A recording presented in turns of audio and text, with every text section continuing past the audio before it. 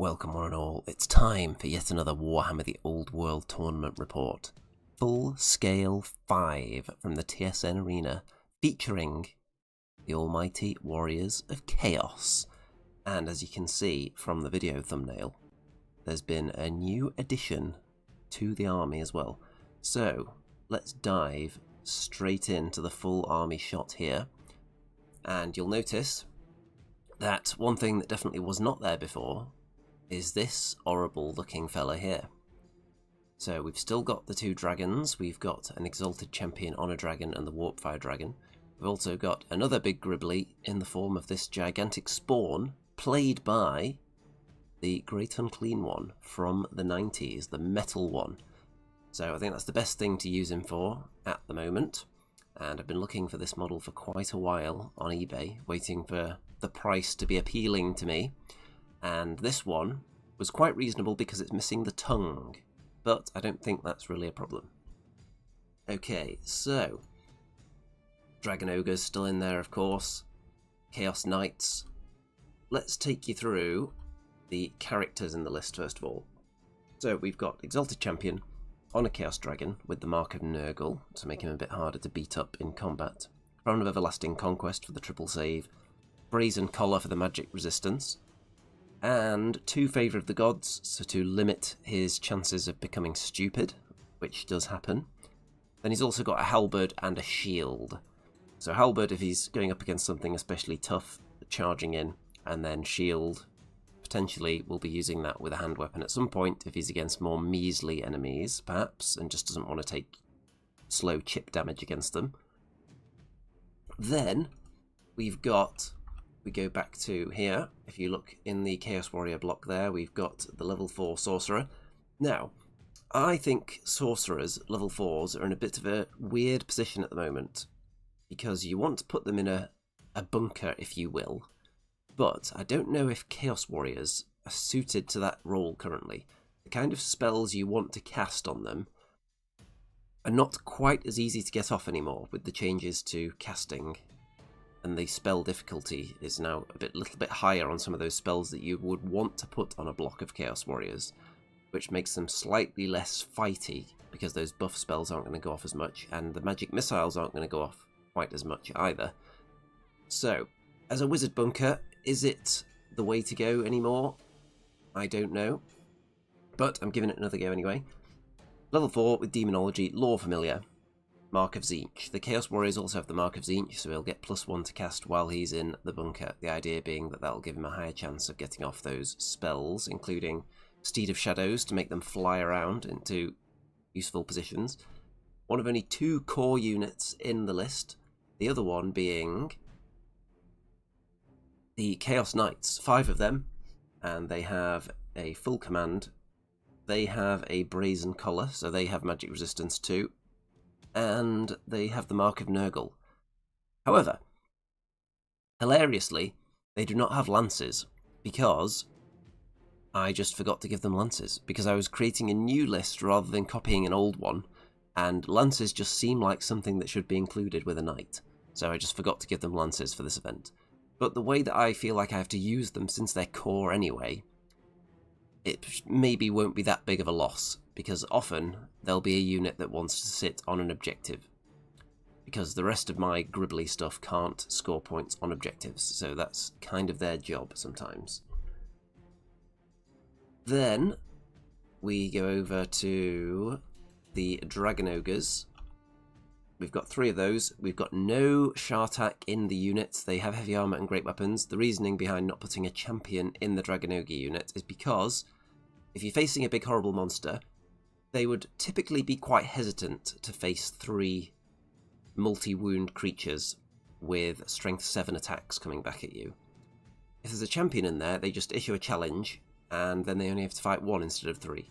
So I don't want that to happen, so no champion in the unit, but we do have a lone Shartak at the back there, and he's got the blackened plate, so he's got the 2+ save and a great weapon, so he's going to be quite scary as well.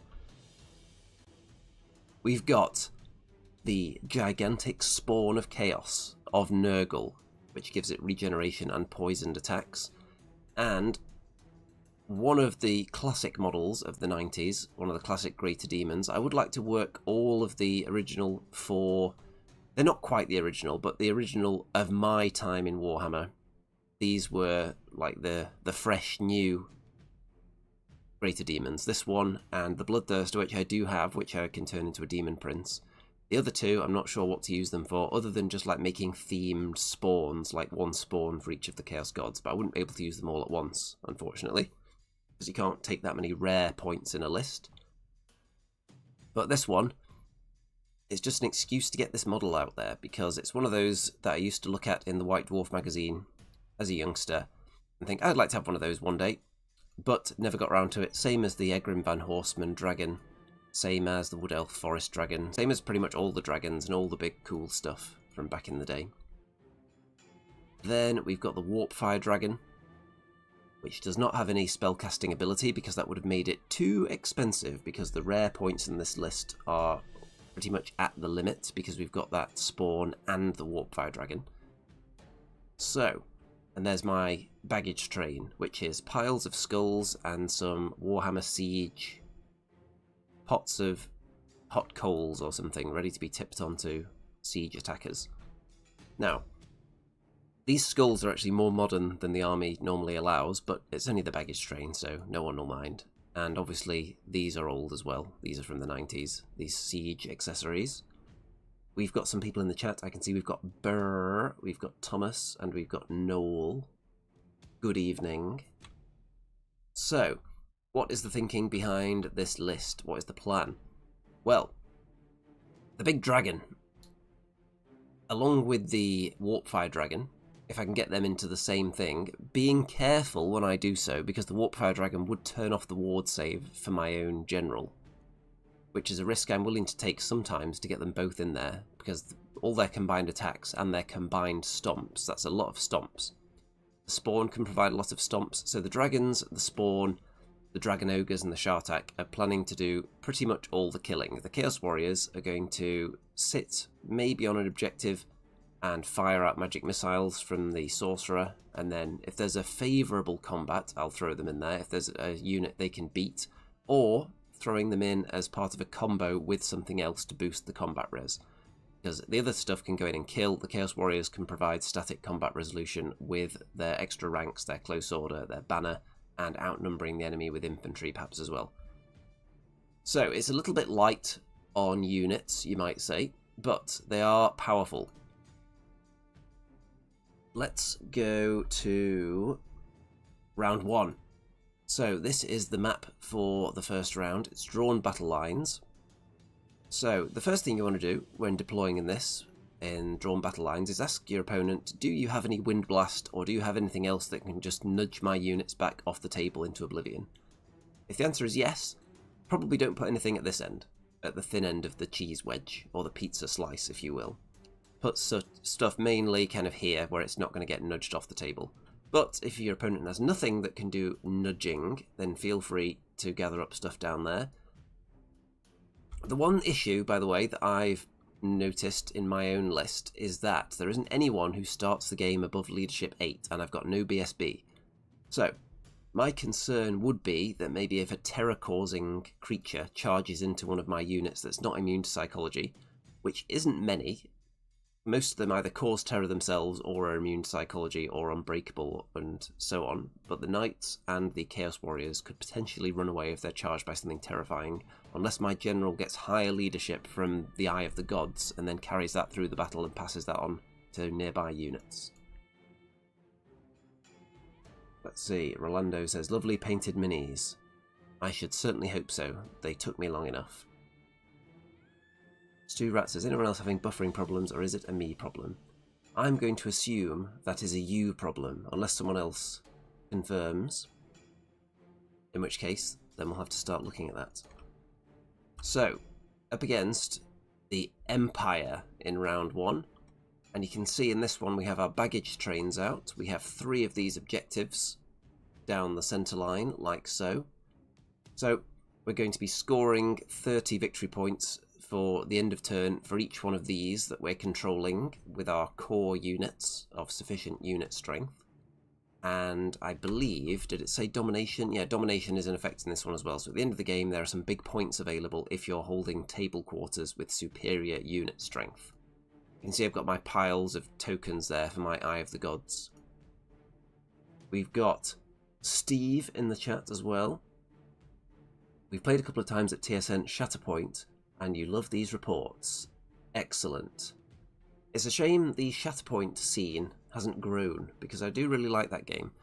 One issue with it as far as YouTube goes, though, is that you can't really do a blow-by-blow battle report just with photos after the fact, because there's too much weird stuff that goes on in each activation, and charts, and all kinds of stuff, and reactions.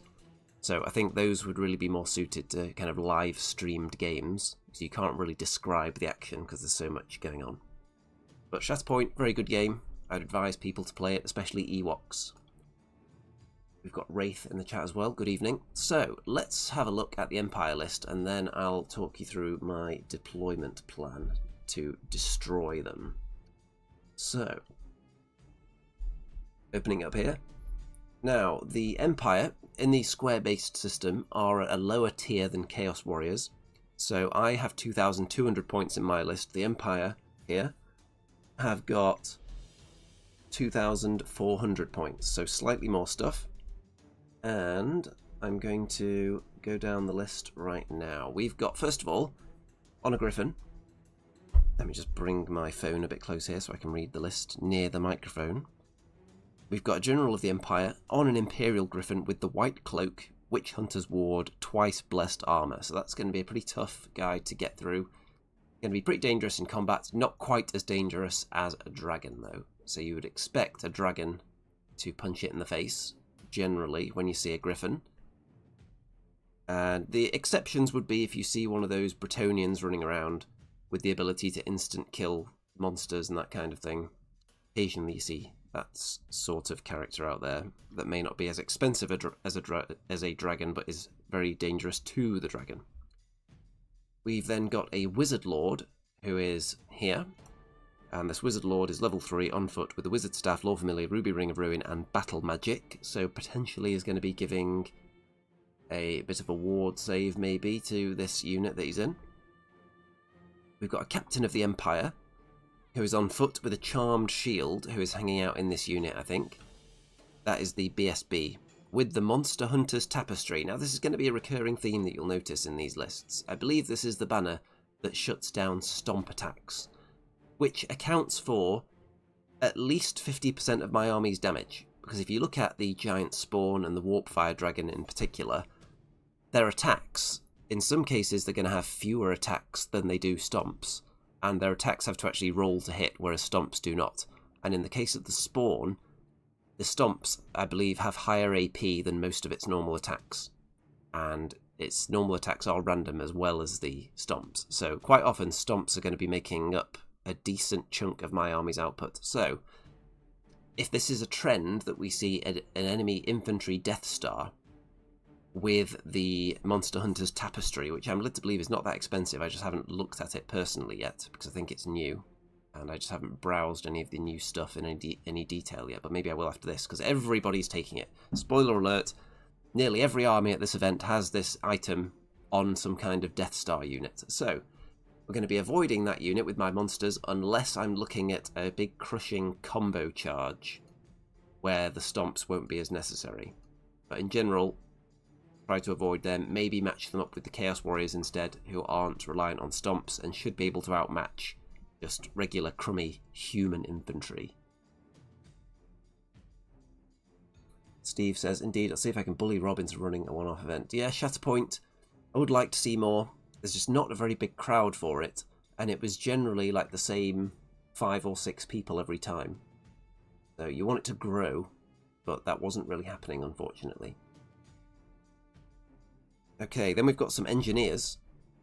We've got, you can see them scattered amongst the cannons. The ones that aren't the crew are engineers. I think there are 3 Empire engineers. So they're just hanging out by the war machines, ready to lend their ballistic skill or reroll misfires. Then in core, we have got 28 veteran state troops, and they have hand weapons, light armor, shields. They have the Griffin standard, and they have a detachment of 13 crossbows, which are actually starting the battle facing to the right there. You can see the ones on the end have turned round to face the right. And I'm still not entirely sure what the plan is. The crossbows facing away from their unit. I think it's because you have to deploy so close to them, but you don't really want to be that close to them. So you have to start there, but then you're in marching columns, so you can just move away from them immediately in turn 1 and get to where you really want to be. That's probably the thinking behind it. We've got 6 Empire Knights, which were over here in marching column as well, to get forward as fast as possible, and they are drilled, so they can charge from that position. They can fan out and charge something. They have heavy armour, and they're barding, and they have a Witch Hunter's Ward in there. In special, we've got cannons. We've got cannons everywhere. We've got 3 cannons, in fact. We've got 2 on this side. And... oh, have I missed a unit here? Yeah, I missed out the 12 Empire Archers. There they are. Skirmish Archers hanging out at the back, guarding the baggage train. So 2 cannons there. The other one is out on this side, on the left flank, on its own, as a bit of a distraction. Then we've got 4 Empire Road Wardens, which are ambushers. So they're going to be popping up from ambush. They are cavalry with pistols. Then in rare, we've got the steam tank, the mighty steam tank. Always terrified of this thing. It's got a lot of wounds, high toughness, really good save. So even things like dragons can occasionally get stuck in a stalemate with a steam tank because it's just a lot to get through. So I would like my chances though if I got my dragons in there at killing it eventually. I just wouldn't like to be fighting it for the whole game because it's only 265 points. And you don't want to be spending an entire game investing your big dragon into chewing through something almost unkillable. The one reason you might want to tie it up is to stop its cannon firing, which isn't as good as a great cannon. It's like a dwarf cannon mounted in there, so it doesn't do quite as much damage as the great cannon. Then we've got 2 Hellblaster volley guns, which are obviously very scary, particularly to knights. I would say knights are the main thing that are scared of volley guns and organ guns, which are very similar, because it's the high strength, it's AP, and those are things that knights do not like. Knights don't usually come with very high toughness. So I'm going to keep the knights away from the volley guns is the plan, and if they want to waste a cannonball firing 1 knight down per turn, then I'll accept that as well. So they're the reserve unit. So let's go back to my army a second and talk about the deployment. So the knights, miles away from the volley guns, and their plan is to walk onto this hill, which won't have trees on it. Trees are supposed to be here. They're going to walk onto this hill, which makes them very difficult to hit with cannonballs, because it would have to be a direct hit, because you can't just land on the hill and then bounce anymore. It just stops dead if it touches a hill. So they're going to move onto the hill and control this objective. Shartak is going to go cannon hunting, that cannon that's on its own, going to try kill that. If he fails, then maybe I'll consider sending the knights over there to get it instead. But Shartak is the main one I'm looking for here. I do not want to fight the steam tank, so I'm not going to move my Chaos Warriors very far forward at all. I might move up to claim this middle objective and then start backing away slowly, but I don't want to fight this thing.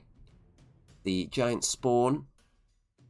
Ideally, I don't want to fight this block unless it's in a combo with other units. So I've lined it up into the rest of the opposing army, so I wouldn't mind fighting anything else that isn't this non-stompable unit. I've got my 2 dragons over on the thin end of the wedge. The plan is one of them is going to go and try and get the baggage train while the other one mops up the artillery. So I can go through the artillery to get to the baggage train, which is the dream scenario. If the baggage train was over here, then I don't know if I would bother sending a dragon over there after it, because they're going to spend a couple of turns just taking the train, and then it'll take them a couple of turns to get back into the fight again. In this situation, it's a bit of a buffet over there for them. They can go and eat some war machines, they can go and eat some various enemy units, then they can get the baggage train if they chew through all that fast enough. And the baggage train isn't going anywhere, and it's also not going to shoot me if I leave it alone for a few turns, so I can kill the stuff on the way there. The enemy general, I don't think will want to get into a straight up fight with my dragon probably, and won't want to get bogged down fighting my giant spawn.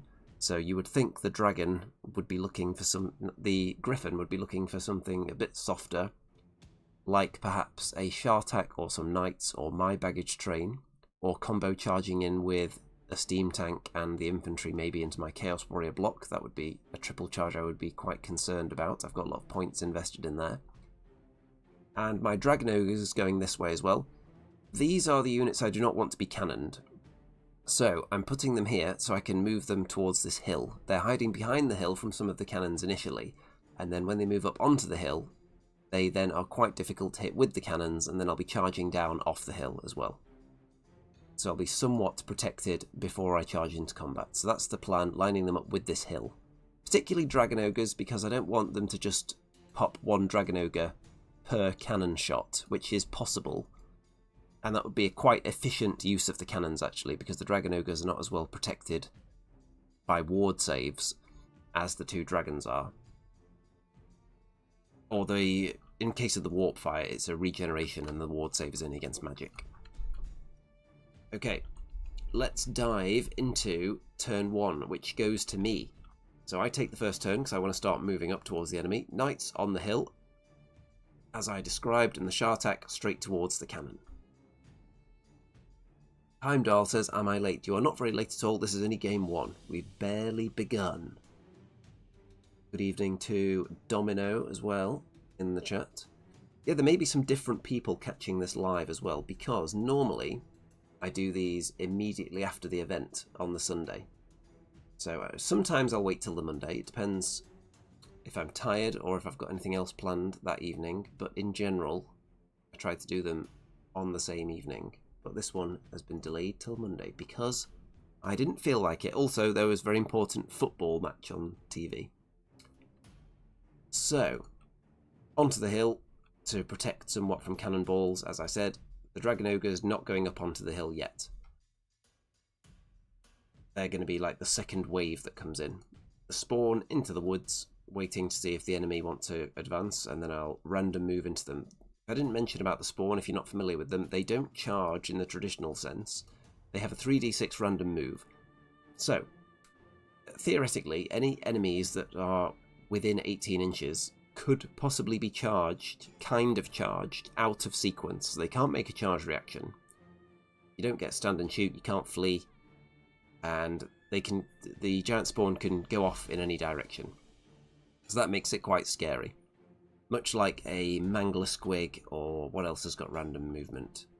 Snotling Pump Wagon. There's got to be more stuff out there. But in general, when I'm playing dwarves, for example, I do not want to see giant spawn because they deny my stand and shoot. On the other hand, sometimes I do want to see giant spawn because they're large targets, can't hide them very well behind your own troops, and they're something that's easy to shoot without it gaining any cover penalties. No benefits for being in cover with a large target or hiding behind another unit at all. You're still going to get shot just as effectively. So quite often when I'm playing dwarves, the giant spawn is the first thing I try and shoot down because it's very visible. But if it does reach you with that random move, it's very annoying.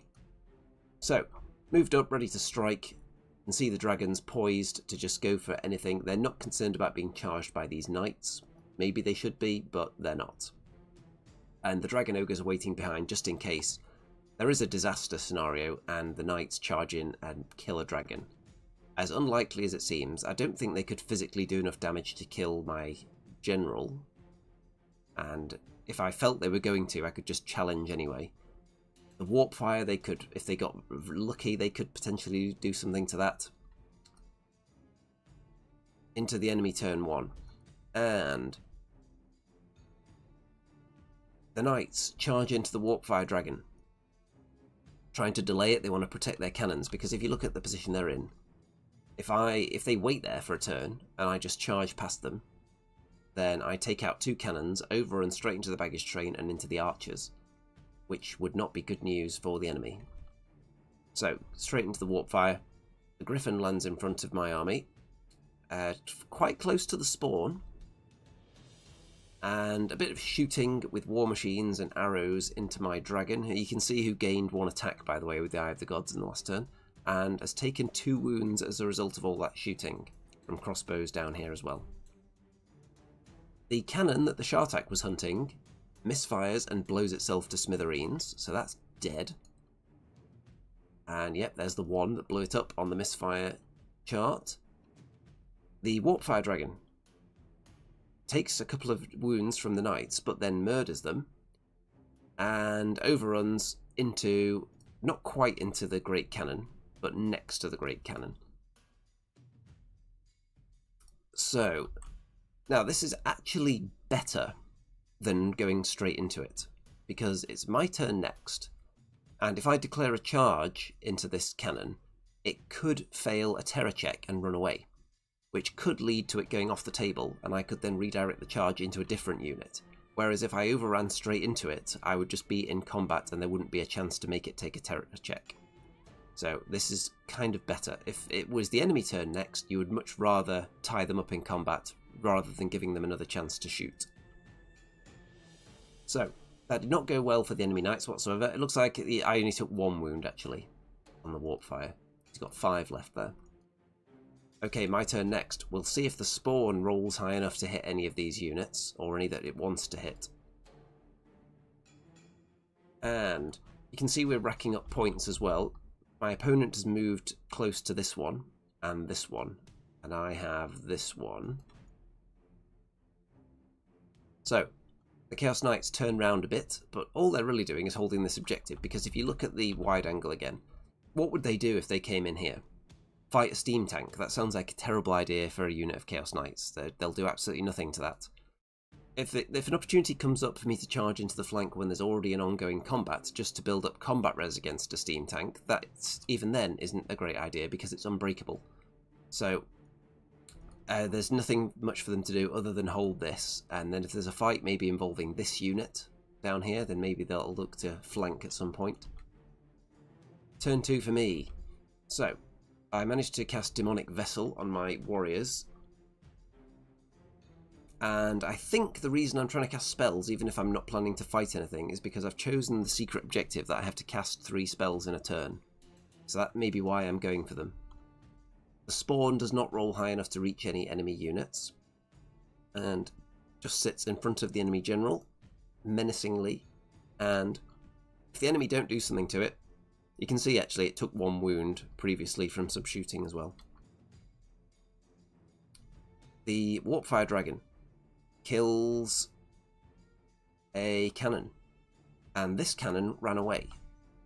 So, this cannon fled from my general on Dragon, fled out of my charge range. I redirected the charge into one of the volley guns, so we've got 1 fleeing cannon, and then I got into combat with the volley gun, ate it for dinner. The Warpfire Dragon killed this cannon, which was here, and then, rather than going for the archers, because I've only got 2 dragons here, I'm not concerned about some puny human archers. So instead, I restrained, and next turn the Warpfire is going to go and try and hit the baggage train. Dragon Ogres have moved up onto the hill now. You can see they attempted a charge. They attempted to charge into somebody. I can't remember who it was. Let me go back and have a look. Who was actually there? It may have been this unit here, actually, these crossbows. I think the Dragon Ogres can just about see them and tried to charge them, and they also fled. Intentionally, though. So there they are. You can see the little flea marker next to them. So my dragon killed the volley gun and restrained, turned round, and is now looking into the back of the enemy general and this infantry block. There's the fleeing unit of crossbows, so we'll see if they can rally next turn. And that's how it's looking. I've kept this warrior unit back a little bit. Don't want to get charged by a steam tank and a general and an infantry block, because I think that would kill my Chaos Warriors quite handily. But now, the enemy have to decide, do they keep committing forwards towards my Chaos Warriors? If they don't, if they just sit there, they're going to get hit by a spawn and my dragon, possibly on their general. If the general flies away, then I could potentially hit this unit with multiple of my units as well. Or I could just keep mopping up war machines and get the baggage train. So if you were the Empire in this situation, would you thrust towards the enemy? Would you back off? Would you rotate to avoid being flanked by certain things? Or what would be your game plan here? So I think this is quite a difficult situation. They're quite surrounded. You can see the Shartak that didn't have to kill a cannon because it blew itself up is now making his way around this side as well. So he can potentially get to some of the enemy units back there at some point. Turn 2 for the enemy. The enemy infantry block gets Oaken Shield off, which is important. They'll get 5+ ward save now, so maybe they'll be feeling a bit emboldened. And the enemy general decides to fly over the top of the spawn and land over here. So it's not too concerned about the spawn, is what this is saying to me, because obviously the spawn can charge backwards into it. So the enemy general is not too bothered if it gets hit by the gigantic spawn. It's more concerned about not being charged by my general on a dragon. And the ambushers come on and hit my baggage train, which I knew was going to happen, but I didn't feel like any of my units were warranted in staying behind to guard my baggage train. I think they all need to be doing fighting, so just not bothering guarding it at all. I could do with some marauders maybe in the list to guard baggage trains. And I do have some models that I will be using as marauders at some point from the appropriate time period, not modern marauders. And even the ones that I grew up with, the marauders from the 90s, if I wanted to use those are like £15 each on eBay, at least, some of those. So that's nightmarish prices, but I do have some 80s Chaos Thugs to use. You can see here that some more shooting has taken place, volley guns firing away. My dragon is now down to 5 wounds. And the enemy steam tank wounded itself, I believe, with a misfire. The warp fire doesn't look like it's taken any more damage. So, this situation the enemy find themselves in, this infantry block can now get multi-charged by the spawn, my dragon, and the Chaos Warrior block that's only lost 2 out of it. So I think this is a good chance to throw everything into that expensive block with characters in, including the wizard, and just chomp them down. Even though they've got a ward save and I won't get my stomps, I think the sheer amount that I can throw in there. And before they go in, I do manage to get off Demonic Vigor and Demonic Vessel enchantments into my Chaos Warrior unit as well, which gave them extra attacks, extra toughness, extra strength, extra AP, just all the stuff you would want when charging into a big unit of infantry. And the dragon and the spawn all go in there and just completely mince that unit, and then the spawn and the dragon, I believe, end up chasing it down as well and killing off the remnants. Shartak moves closer to the enemy. The warriors have actually overrun into the steam tank, which isn't the worst situation because you're denying its impact hits, and also it can't fire its cannon next turn either. So it's stuck in combat against a unit that it shouldn't really beat on its own. The Warpfire Dragon goes after the baggage train, and with 5 wounds remaining, I'm fairly confident that the Warpfire will not die this turn. And then next turn I'll be able to eat the baggage train and then charge into something else, like this cannon. So I've given up my baggage train. My knights are still just hanging out up here, scoring points. And that was the combat res, by the way, from the combat. The enemy scored 3 and I scored 11. And 11 isn't that high when you think about all those chaos units steaming in there and attacking. It was the lack of stomps, obviously, that denies the super combat res, like getting up towards 20 maybe if you're lucky. So, that was my turn. I'm building up a bit of a lead on the secondary objectives here as well. Enemy turn 3. So, the baggage train is obviously pillaged by this cavalry unit. The enemy general turns around a bit to look at the rear of my army, but stay out of charge range of my dragon, which it doesn't want to fight one-on-one. And my dragon ogres take a bit of a beating from this volley gun and various other shooting attacks, and it's down to just 1 in there with 3 wounds left. The steam tank. So, I think there is a small amount of giving ground that was done. Or, let's see, it's the enemy turn. So it's my turn next. So the Chaos Warriors, I believe I just turned them round rather than, yeah, because I think I won the combat, so the steam tank just gave ground because it's unbreakable, and then I chose not to follow up. I restrained and turned round to look this way, because I'm not bothered about the Chaos Warriors being involved. As I was saying earlier, against an unbreakable unit, you don't need the extra combat res in there. If I'm going to destroy it, it's just going to be from throwing my monsters at it, probably. So they're just not getting involved, and they would rather face this way and start firing off magic missiles at these enemy units and such. Turn 4 for me.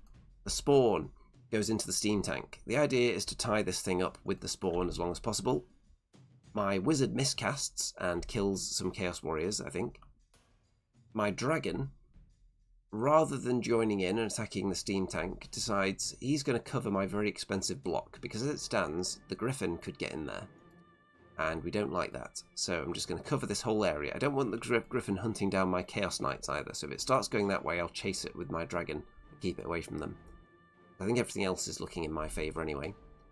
Warpfire Dragon destroys the baggage train and then goes in and eats the cannon and fails to restrain and overruns off the table, so he'll be back next turn. The Shartak charged into the crossbows and died. So it took some damage on stand and shoot, I think, and then killed one of them and then took a wound and died, I think. So that's quite funny.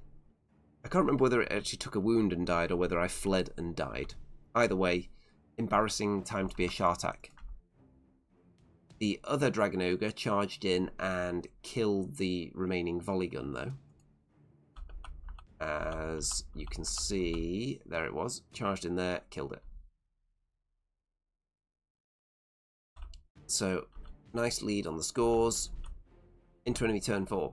So the Griffin repositions itself, staying out the range of my dragon, and the cavalry unit, the road wardens, move up out of my charge arc of my dragon. Steam tank and the giant spawn are still going at it. You can't see the damage on the steam tank, but it's taken a bit. The spawn is down to 1 wound now though, which is sad. And my knights have turned away from the enemy griffin you saw last time there, because the plan is, if it comes closer, they can immediately march over here and just avoid it, because they don't want to fight that thing. That would not end well for me. And then turn 5 for me. The spawn does get killed, unfortunately, in this turn. I turn my dragon round to threaten the enemy steam tank, and the lone dragon ogre got into the crossbows that killed the Shartak and is chasing them back a little bit. They're not dead yet though. The Warpfire Dragon gets in position to attack down here next turn as well. And into enemy turn 5, steam tank charges into my general, who has now built up plus 2 attacks, and he's now stupid as well from the Eye of the Gods, but he's also got plus 1 toughness for this round. The enemy griffin gets a bit closer, stays out of the arc of my chaos warriors. Sindries says the spawn is killed, don't worry, it'll respawn for the next game. It definitely will, and it's not that expensive, so I'm not too concerned about it dying. The dragon ogre kills off the crossbows up at the top. Steam tank and the dragon do a little bit to each other, not much. I think I'd just take 1 wound. So it's a drawn combat, they're just going to stay there. And then we're going into my last turn, so what am I going to do? Do I throw a Warpfire Dragon into the steam tank and try and kill it with all those combined attacks? The downside is that I would turn off my general's ward save from having the Warpfire Dragon so close. I decide that with those 2 dragons, they should finish off that steam tank. I can't remember how many wounds it's got left, it's like 3. So I decide that now is the time to throw both dragons in, turn off my own ward save just to get rid of this steam tank. But you can see, I do not kill it. I think I leave it alive on 1 wound for the turn, which is quite amusing. And my dragon is now down to 2 wounds after failing some saves and not having a ward save anymore that I intentionally turned off. So it's a bit of a risk. And if the game wasn't already pretty much sewn up, it's definitely going to be some kind of win for Chaos, because I've not lost much and I've killed a lot. So if it was a very close game, this would be too risky, I think, sending the Warpfire Dragon in there. Because I don't think my general is going to die easily to a steam tank over the course of the game. Even if this guy joins in with my triple save, I'm still quite confident. But I want to kill that steam tank. It's a matter of personal pride now.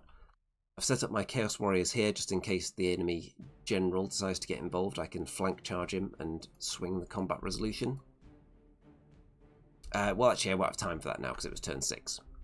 But in general, that would be a good idea. And in this instance, just turning around to make sure no one's flanking me or anything. So, into enemy turn 6, the Griffin charges into the flank of my general to get involved in the fighting. And we've got this really bizarre combat going on now with 2 dragons, a steam tank and a Griffin. So let's see what ends up happening. The enemy just spread out a bit for domination purposes, as I've also been doing. To score, you'll see the knights came down into this section. The Shartak's gone up there. This is the enemy dead pile there, so they're not anything. The enemy have got this section maybe at the moment. And the Chaos Warriors are mostly in this quarter here. So I've got more of the domination points, I think, but not by much. So let's start the fighting. The steam tank does die. I do bring down the steam tank. It would have been nice to do it a turn earlier, because what the plan was to overrun with one of the dragons so that I wouldn't be denying myself a ward save anymore. So they're not so close to each other. But as it stands, because my ward save is turned off, the enemy general actually kills my general now in combat after the warp fire finished off the steam tank. So that's very sad. But neither of them flee as a result of the combat. So that's going to be how it ends. So I traded my very expensive dragon for a way less expensive steam tank, but I don't really mind because it was going to be a win anyway. And I wanted to bring down that tank. So let's have a look at the final score on here. Opening up the page. And it led to a 15-5 win for the Warriors of Chaos. So, pleased with that as a game 1. And moving into game 2, Encirclement. So, we have got the deployment zone, pretty standard, except you're not allowed within 12 inches of the edge. And then we've got some woods in the middle. So, you'll notice with the maps, I'm personally trying to avoid having a big open area to fight in the middle, because most of my units that want to fight are quite narrow. Dragons and the Spawn, for example. So they only need a small area to fight. Enemy units that are really wide wouldn't like that at all. So I try to make sure that we don't have hills in the middle, because obviously you can just walk on those and keep fighting undeterred and unhindered. When there's forests in the middle, that's going to limit enemy movement, and it's going to like disorder units and such. And if even better, if we've got buildings in the middle, it's just narrow lanes that my thin fighting units won't worry about, but the enemy might. And we're against a troll horde, so let me crack open this list now. Here we go. So troll horde is, let me move over there. We've got, look at these very cool classic orc models there as well. Very nice trolls. I'm not sure what all the models are. I think some of them are 3D prints. But these definitely classic orcs. Very nice. And these are some classic trolls as well here. And, oh, we've just got a donation, so I have to read that comment out in full. I think that's the rule. Hey, new dwarf player here, watched loads of your vids and managed to secure a 4th place at my first event. Thank you and keep it coming. Yes, there will be more dwarf content coming soon, especially when I finish painting these gyrocopters that are currently on the table and some longbeards. So that is good to hear that someone under my online tutelage, following all my hints, is managing to do better than me at events. That's very good. Good to know. I would be interested to know what you had in your dwarf list, because dwarves, they do struggle a little bit when you don't take purely unkillable blocks. If you take anything that's easy to kill, the enemy will mop that up and then avoid your big fighty blocks. So dwarves have been helped by what came partway through Old World, which is the objective scoring and the changes to infantry. They did help dwarves, but still not made them like a top tier army by any means. So I would like to know, in fact, let's heart react that comment. There we go. So I want to know what's in that list that you've managed to do well with. And the big question is, how many Doom Seekers did you have? The answer is 0. I'll be very disappointed. Let's see. Burr says, inspired by your Bricks of Longbeards, Rangers and Iron Drakes, King with Smiting, Cannon, 4 Gyros. That sounds pretty good to me. And that sounds like the kind of thing I'm going to try once I get my Longbeards painted. Because I don't just want to use regular warriors as Longbeards. I've got the actual models on the table. It's 0 Doom Seekers. That is a disgrace. Did any of the other models have any butt cheeks out by any chance to make up for it? Or was it a butt cheek free experience? Okay, so this list, the Troll Horde, we've got 2 Troll Hags. We've got one there, and we've got one there.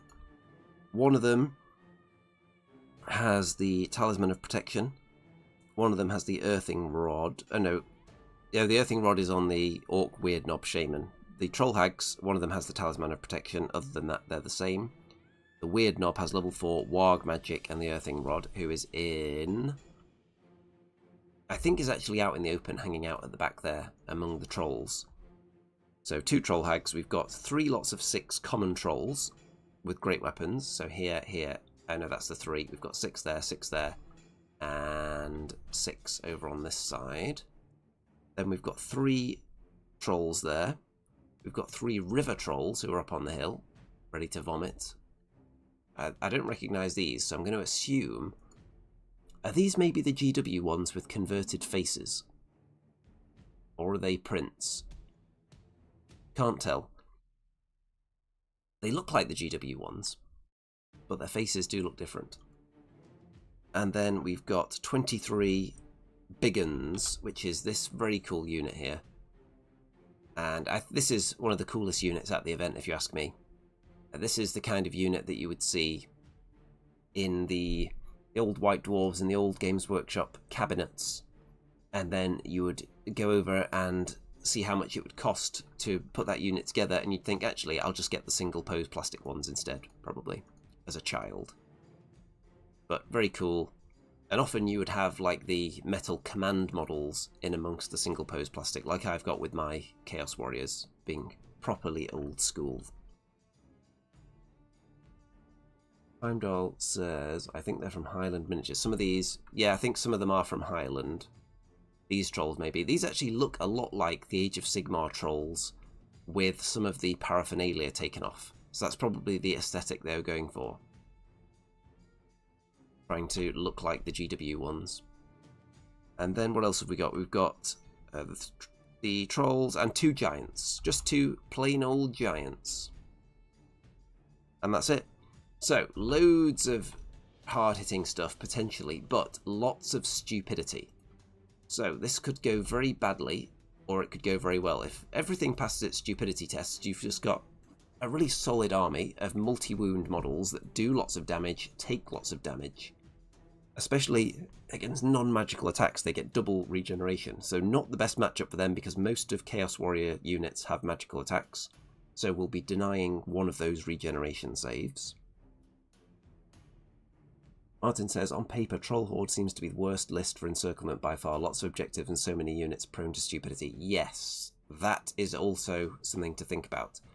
So, on the plus side, though, they have a lot of core units here. I think pretty much everything is core. Everything apart from the Troll Hags and the Giants, I think, is core. So that's a lot of units that can score, but not if they succumb to stupidity. So in this one, you'll see that we've also got a special feature in the middle. So loads of scoring opportunities. And we do have baggage trains as well. The enemy's is back there with some snotlings on it. Mine is over here. I haven't put it in the middle because none of the enemy units are fast and there are no ambushes. So if they want to leave the fight to go and claim my baggage train, then I won't be too worried about that. I've only got the Chaos Knights on this side. I'd rather just destroy everything rather than worry about like one unit of trolls. And if it's going off on its own to get the baggage train, that means that it's out of range for the stupidity rerolls as well, and for using the enemy general's leadership. So on Demonology, I have taken the Hex spell in this game, which is notable because I don't usually select that, but based on the enemy, I could hex an enemy within 12 inches and reduce their leadership by 2 and prevent them using the general's inspiring, I think it's the inspiring presence it turns off. Or is it the general's leadership and the general's inspiring presence?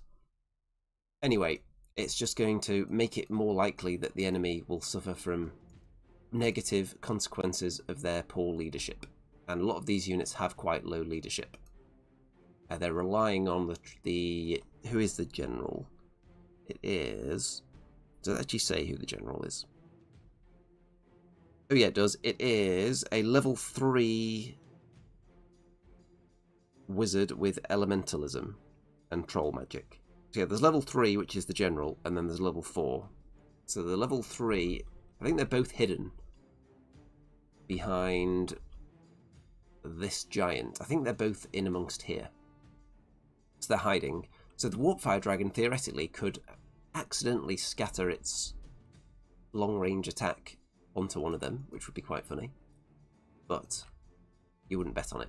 So let's talk about my plan for this one then. So these units are not the kind of thing that are ideal targets. Lots of damage, lots of high strength. My army is relying on high toughness in a lot of cases.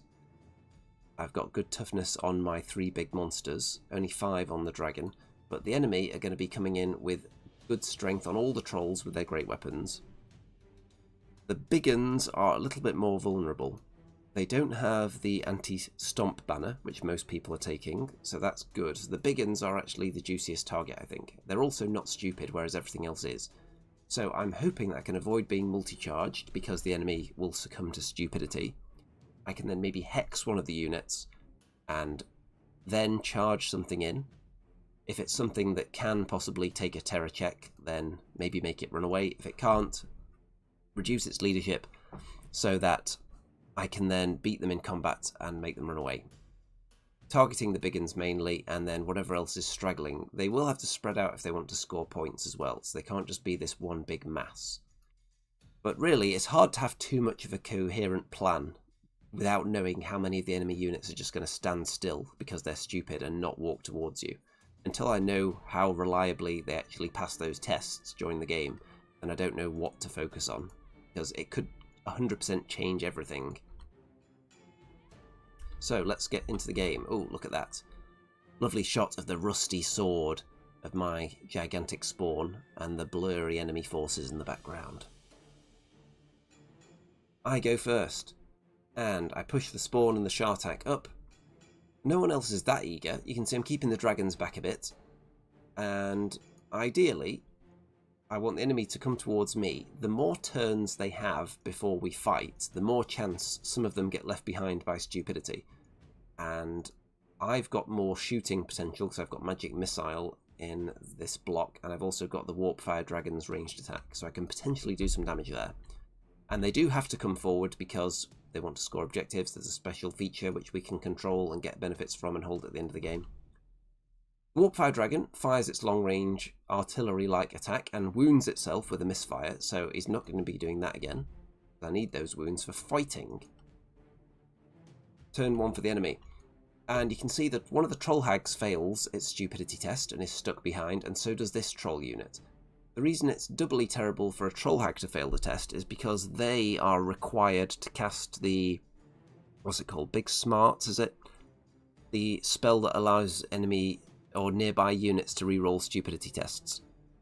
And when they fail the test themselves, they can't cast that spell, which makes it more likely other units will fail. So I think all the instances of that spell failed in turn 1. So we end up with some of the units being left behind. We've still got this very scary blob coming forwards here, though. So the reason I've got the Dragon Ogres on that side is because I don't think Knights are going to do anything to Trolls, because Knights are really good for doing like small amounts of damage. They've got the nice weapon skill and usually the high strength if I hadn't forgotten to give them lances. So Dragon Ogres seem more suited to this fight because they've got more attacks, higher strength, and they can absorb more punishment from the Trolls as well. They've got good armor saves. Northern Knights says peak Old World. Yes, this is peak Old World. When you look at my classic Chaos Army against these classic big uns and some lovely swamp troll hags, I'm slightly ahead on objective scoring, but only by a smidge so far. Into my turn 2. So I decide to throw some stuff into combat, and you'll notice if we look over here, you'll see, where are we? So if we go straight to this picture, the big uns here, I've got 2 charges going in, my Warpfire and a Shartak. And who was there? Let's go back. So you'll see this giant was out in front on his own. So I decided to double charge with a Shartak and the Warpfire Dragon. I don't want to throw the knights in there. I don't think they'll do enough. And the spawn potentially could join in, but I don't think it actually rolls high enough to get there. So the spawn goes this way instead. So Shartak and the Warpfire Dragon kill the giant successfully. They are in position to be charged by these trolls, but it's not necessarily reliable because they are stupid, remember. So they could just fail it and then be stuck there waiting for me. I'm turning round to face the more threatening side of the enemy army, which is over here, which is why the spawn is also looking this way. If the enemy wants to charge a spawn with big guns, I'm not too concerned. They don't have very high strength. I think they're only strength 4 or 5. But I'd expect to survive a charge from them. And if I can get them into a fight with the spawn, they probably keep winning combats, but the spawn's unbreakable. So what you're going to do, you keep nudging it back. And the further you nudge it, the closer you are to being flank charged by my Chaos Warrior brick. So I quite like this angle. If I get charged by the Troll Hag instead, that brings her out into the open, leaves her potentially able to be charged by me as well. And I've got my dragon just waiting so it can potentially charge either way, depending which enemy units actually come forwards, which ones fail and are stupid. So, turn 2 for the enemy. You can see the big uns not that eager maybe to charge in, or are they? We'll find out. You can see the initiative and the weapon skill of the spawn have been reduced with a spell, which isn't very friendly. The Warpfire Dragon has been charged by these trolls, who did not fail their stupidity test. The big uns do go into the spawn. The Troll Hag failed its test in the forest, so the Troll Hag is not able to do anything right now.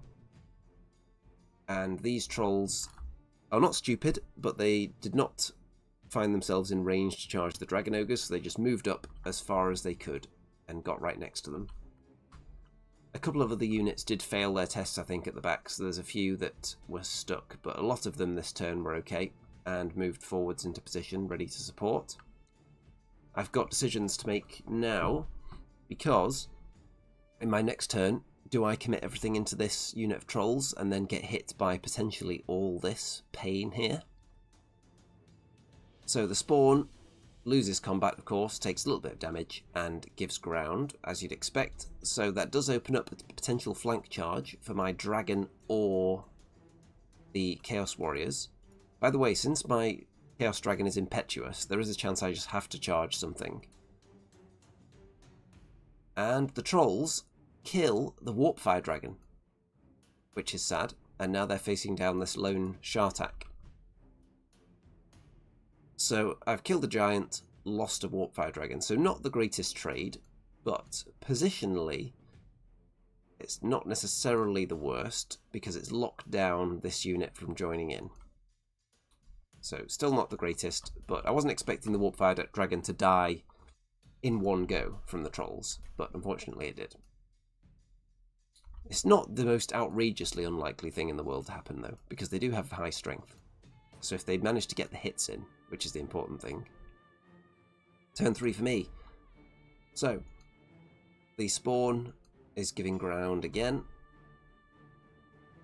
My dragon does charge this time, but if you look, if we go back to the wide shot, you'll see, rather than charging in here, or into one of these other units where I'm going to get hit by something else, I spy that there's a gap here big enough for a dragon, and I think I can beat those 3 trolls in combat. Either kill them entirely or push them back and then overrun into either the river trolls or the wizard. And then be out of charge arc of all these other units. So that's what my dragon is going to do. Let's see, Northern Knight says, is that your events table or your table? Looks like someone built it. So these are all the tables at the TSN Arena. They're all like this. They all have the terrain on these nice mats so you can take the trees off. They have hills that come off their bases as well, so you can walk on flatness and then put the hill back when you've moved. So all the tables at the TSN Arena are nicely kitted out for gaming.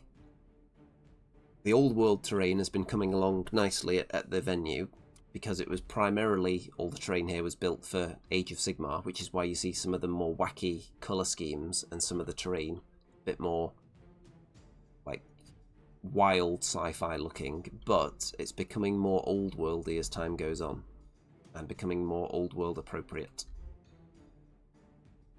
So, the dragon jumps over to fight some trolls.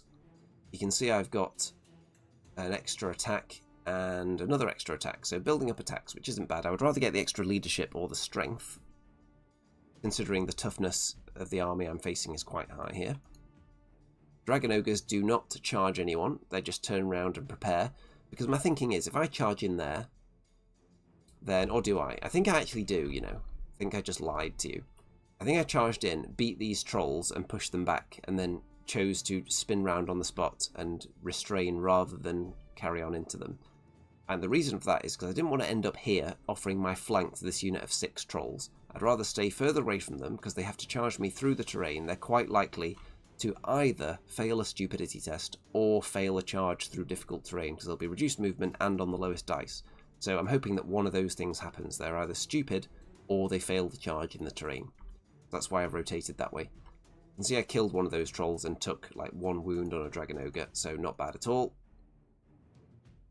The Shartak just moves away from those trolls as fast as it can, which isn't very far actually, as it turns out, but if they want to come and fight me, they're facing the wrong way and not really joining in. And if they get stuck fighting the Shartak, because there's no guarantee they just beat it up horribly because it's got a 2+ save, then they'll be offering their flank to my Chaos Knights as well, which they might be hesitant to do. So you can see my dragon beats the enemy trolls by killing one and pushes them back. They fall back in good order, and then I overrun into the river trolls. So he's now out of charge arc of all these horrible units around here, which was the goal. So we'll see if I can stand up to the enemy assault that's about to come in turn 3. So we've got charges going in. Hag, Biggins into my spawn. We've got trolls into my Shartak. We've got a trolls and giant all into the dragon ogres. So the trolls do get into the Shartak. The Biggins get into the spawn. The giant and 1 unit of trolls make it into the dragon ogres. The troll hag fails the charge out of the difficult terrain, and these trolls fail their charge as well. So that cheeky bit of rotation, rather than following up into the unit, meant that this unit did fail their charge. So troll hag failing is a big bonus as well, because that means the spawn is very likely to survive this round. So I lose a dragon ogre and dish out some pain back. The Shartak doesn't take any damage at all and kills one of the trolls and nudges them back a bit, I think, as well. Spawn loses combat but does damage and is pushed back 2 inches, now leaving itself wide open for this prime flank charge here, which I was hoping for earlier. But actually, the reason I didn't do that, it wasn't a choice, by the way. I forgot to mention, the warriors actually just failed their charge into the flank of this unit on the previous turn, because it was quite a long way with the wheel. And the dragon chases off the river trolls and then restrains and turns around to face into the back of this area here, because this is where I want to be fighting now, because it's quite congested. I want to save the dragon ogres rather than chasing down 3 river trolls. So, my turn 4. So if we look at the wide shot going into it, what am I going to do? Chaos Warriors into this flank, Dragon into the rear of these trolls, and the Chaos Knights could potentially charge into the flank of these trolls as well. And let's do it. So, the Knights do go into the trolls. With the Shartak's assistance, I end up winning combat by a hefty margin there. The trolls just did horribly and won the combat and then ran them down. So that is a big swing in my favour there. They were a bit unlucky not to do more to the Shartak last turn, but it's that 2+ save on it that makes it very difficult to deal with. The Biggins get crunched and run away by my warriors, who got Demonic Vigour off, so boosted their toughness. The other one is slightly better because that gives me extra strength and AP, I think, so that would have been nice to have. I still won that combat handily as well, with the help of the spawn, of course. And I didn't catch them. They run away up there. Spawn does not manage to catch them. And down here, the trolls and the giant. Well, you'll notice they aren't there anymore. So my dragon and the one remaining dragon ogre kill off 6 trolls and the giant in one go. So that is a massive turn. Kill 2 of the big units of trolls, a giant, and the entire unit of big uns, save for like 7 or 8 of them that are running away. So that is a really big swing there. And the dragon getting back to join in with that rear charge is what swung that. Because if he'd been stuck up there fighting puny river trolls, this definitely would not have gone as well. And it helps when some of the enemy units fail their charges and fail their stupidity tests, because you can see they're just kind of all over the place now, rather than being in a big compact mass now. So it's looking very good for the Warriors of Chaos currently. But we're still both picking up a solid number of points on the objectives, not a huge amount. Into the enemy turn. The big uns fail to rally and run a little bit further, not very far though. The troll hag, I think, fails stupidity again and just sits there doing nothing. And then these ones aren't very eager to fight my dragon now, and you would say that might be wise. Into my turn. The dragon charges into... Okay, let's see who was there. I think it was this unit I managed to charge. Which looks like a very long charge, and you would be right. It was the maximum declarable charge available. And managed to make it by rolling some 6s. Got in there and killed it. Yeah, I had to roll 9 on the highest of 2 dice plus Swift Stride. So slightly above average rolling to get to them, and then murders them. The Spawn and the Shartak are now aiming squarely at those big uns. The Spawn sadly didn't roll high enough on its random move to catch them, because if you random move into an enemy unit that's fleeing, I believe they just die. So couldn't quite reach them there. And everyone else is just staring at the troll hag. My one dragon ogre who is still alive is running away from the enemy as well, because that's just points that we don't want to be giving up. Enemy turn 5. The troll hag causes terror and charges into my chaos warrior block, and they fail their terror check and they run away. They run away just far enough to avoid the hag, who then doesn't quite catch them. There is a horrible vortex put down in front of my Chaos Knights. The big uns do rally this turn and turn around to face the Spawn. And if we look at this situation, so the table edge is actually not far behind here. So if these Chaos Warriors fail to rally on an 8, then they will continue going. If they then don't roll a double 1, they would bounce through this Dragon Ogre straight off the table and die. And that is a 400 plus point unit and a 250 point plus wizard. So that would be a huge point swing in this game if they fail to rally and go straight off the table. And really, if we look at the position that I was in previously, this Dragon Ogre doesn't need to be here. And I should have foreseen that maybe they would fail a terror check and end up all the way back here. So he didn't need to be there. He could be in a position where he's not going to cause that to happen. So let's see. So we're going to have some drama. My turn 6. Vortex moves a bit, and the Chaos Warriors do rally, thankfully. So they do not instantly die. The Dragon Ogre gets out of the way. The Shartak and the Spawn and my Dragon, you can see, all murder the rest of the big uns. And so the main thing it's going to come down to now is if this Troll Hag charges me again, will I fail a stupidity test? Or will it pass a stupidity test? Will I pass a terror test? And then will the Troll Hag roll one of its random attacks that allows it to kill enough Chaos Warriors? It's only got 4 wounds left though. So my opponent has actually got a little bit of a dilemma as to whether to actually charge in the first place. Because the Troll Hag is at risk with only 4 wounds left. That would be a decent number of Chaos Warrior attacks coming back if you roll badly. And yeah, and that's only if I don't challenge, I suppose. But with it only 4 wounds left on the Hag, maybe I wouldn't challenge here, because it could roll random attacks and roll a specific attack that's really good against one model and kill 1 Chaos Warrior, and then I swing back against a low weapon skill hag and maybe kill it. So you never know. And the reason this vortex was put here, by the way, was to block my knights from reaching the special feature in the middle, which is going to be successful, and then the enemy trolls are going to get there with the assistance of a magic spell. The hag decides not to charge the Chaos Warriors, and I feel like I would have tried that charge, because I think it's a winning position for the Warriors of Chaos, and I think you might as well take a risk and make me take a terror test, because I could end up off the table, and it would be a big amount of points there. I think I probably would have gone for it, but I can understand the hesitance to do so with the Troll Hag only being on 4 wounds. So I do understand.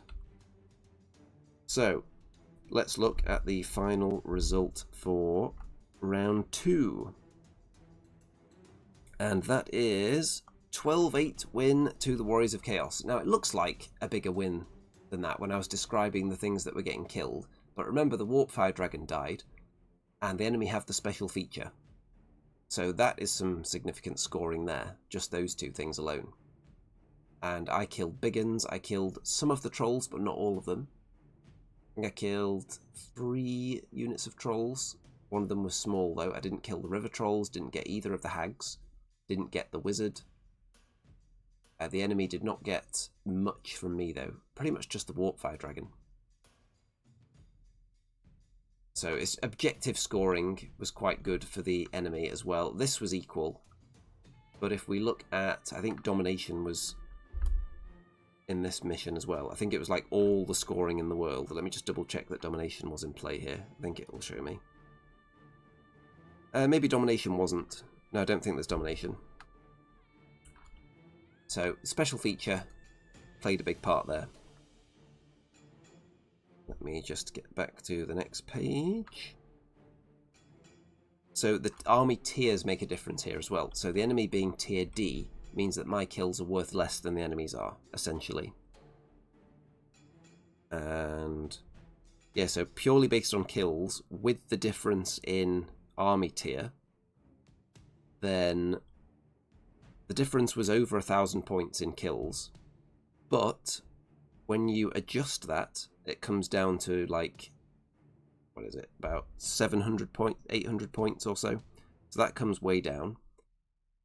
And then the enemy got the special feature, which is, I think that's about 200 points. So that drags it down. So 12-8 win.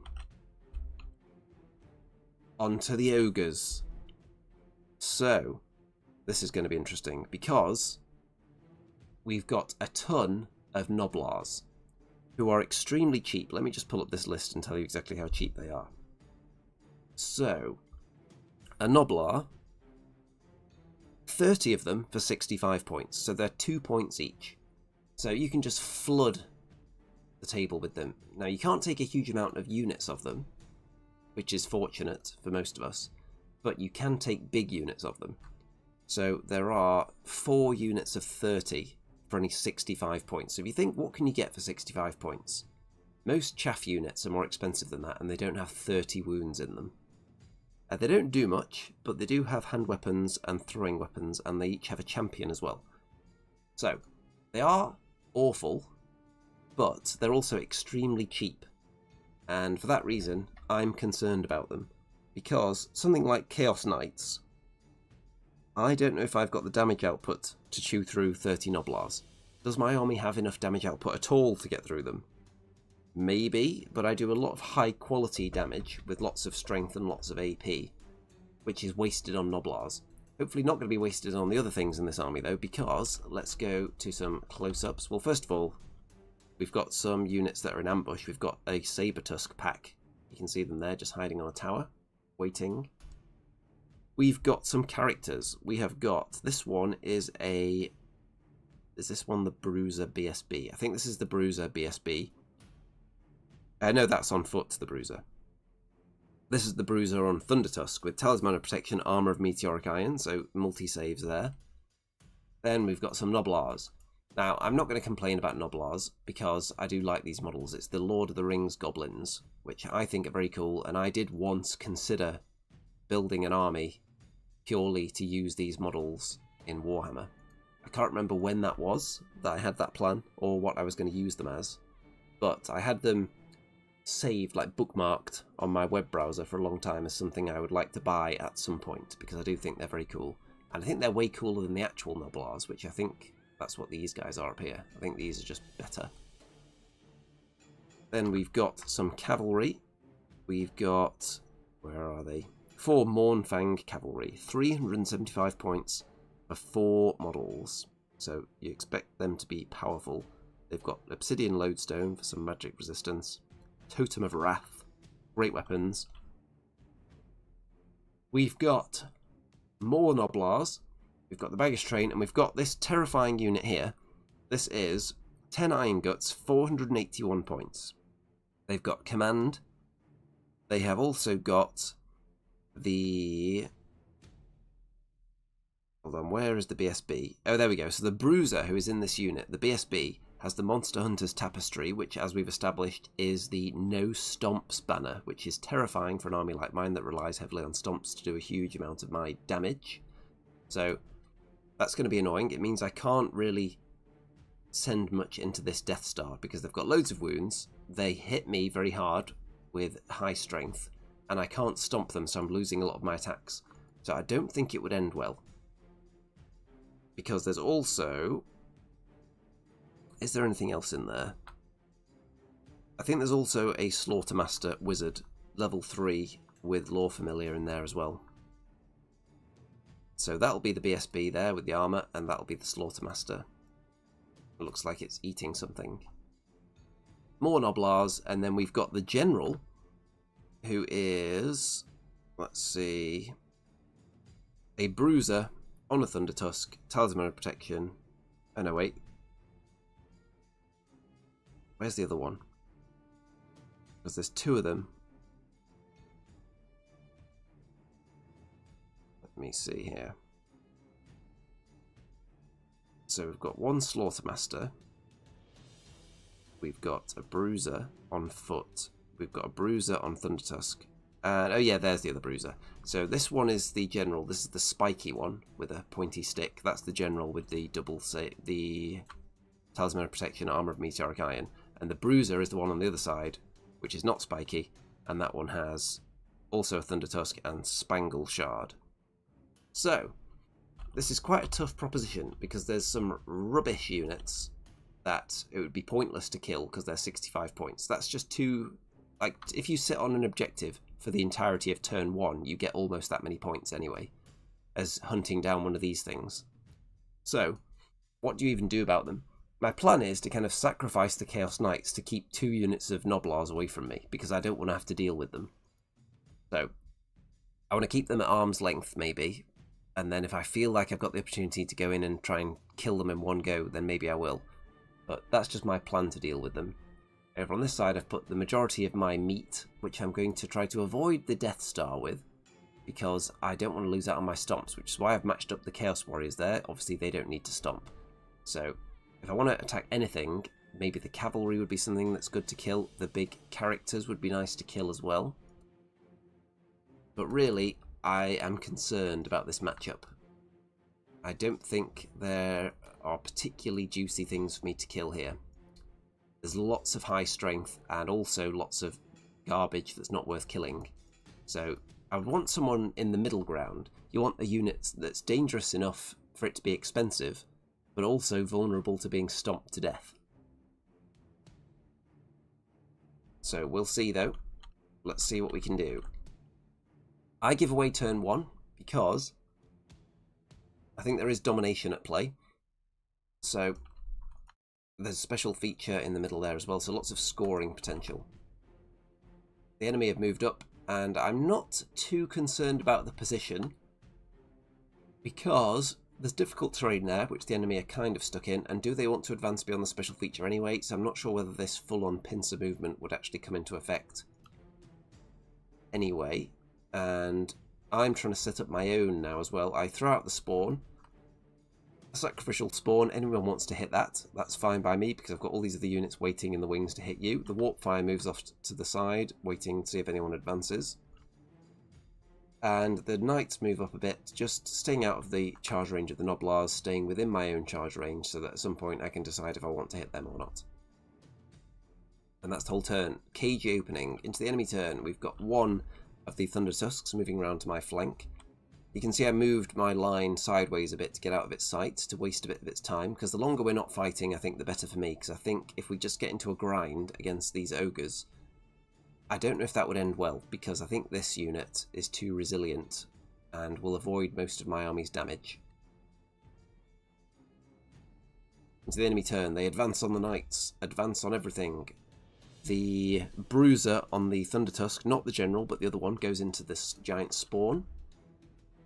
We'll see if it can kill a spawn in one go. One Chaos Knight dies from having pots and pans thrown at them by Noblars, which is highly embarrassing.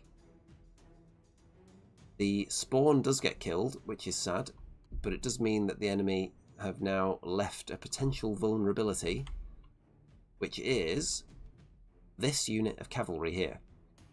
If I can hit them, there's a chance I won't be hit back by anything.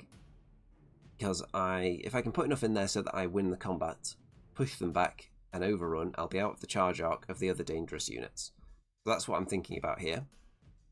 And try and avoid this unit entirely. I've also got the ability to fly if I can get my spell off on my Chaos Warriors, so I can avoid the Death Star that way as well. So, let's see, turn 2. The Knights charge in and kill a unit of Noblars, which is okay. I decide standing there and getting shot isn't going to do anyone any good, and I also can't hold the objective now that I'm down to only 4 Knights, so I decide to get into a fight now. The Dragon steams in to the cavalry. The Warpfire Dragon and the Dragon Ogres steam into the Thunder Tusk, and they hideously bounce off it. The Dragon Ogres fall back in good order. The Warpfire Dragon flees and dies after being cut down. I've only managed to do 1 wound in that combat with a Warpfire Dragon, and how many Dragon Ogres were touching it? 1 was touching, so it's going to be 5 Dragon Ogre attacks. And it put all its... I think it put most of its attacks into the Dragon Ogres. So, was it a bad idea even joining in with the Dragon Ogres at all? I thought having those 5 attacks with great weapons would actually do something to this thing. I thought the Warpfire Dragon would do something to it, but it horribly failed with all its attacks. And yeah, that just did not go very well. I only did 1 wound, took 6. Warpfire Dragon runs away and dies. So you could almost say that's game over right there, because it's looking not the greatest from this position now. Now, my dragon manages to kill one of the cavalry, but doesn't beat them sufficiently so that they have to run away, or that they have to go through the enemy and I can overrun and get out of the sight of this unit. So, kind of regretting my life choices now, and probably thinking I should have thrust both dragons maybe into the cavalry, giving me a good chance of pushing them back, getting out of everyone else's charge arc, and maybe just send the Dragon Ogres into this thing on their own, and maybe get all 3 of them touching it. So it's a good number of attacks with a very high strength. They're actually higher strength than the Warpfire Dragon, so maybe that would have been the better move there.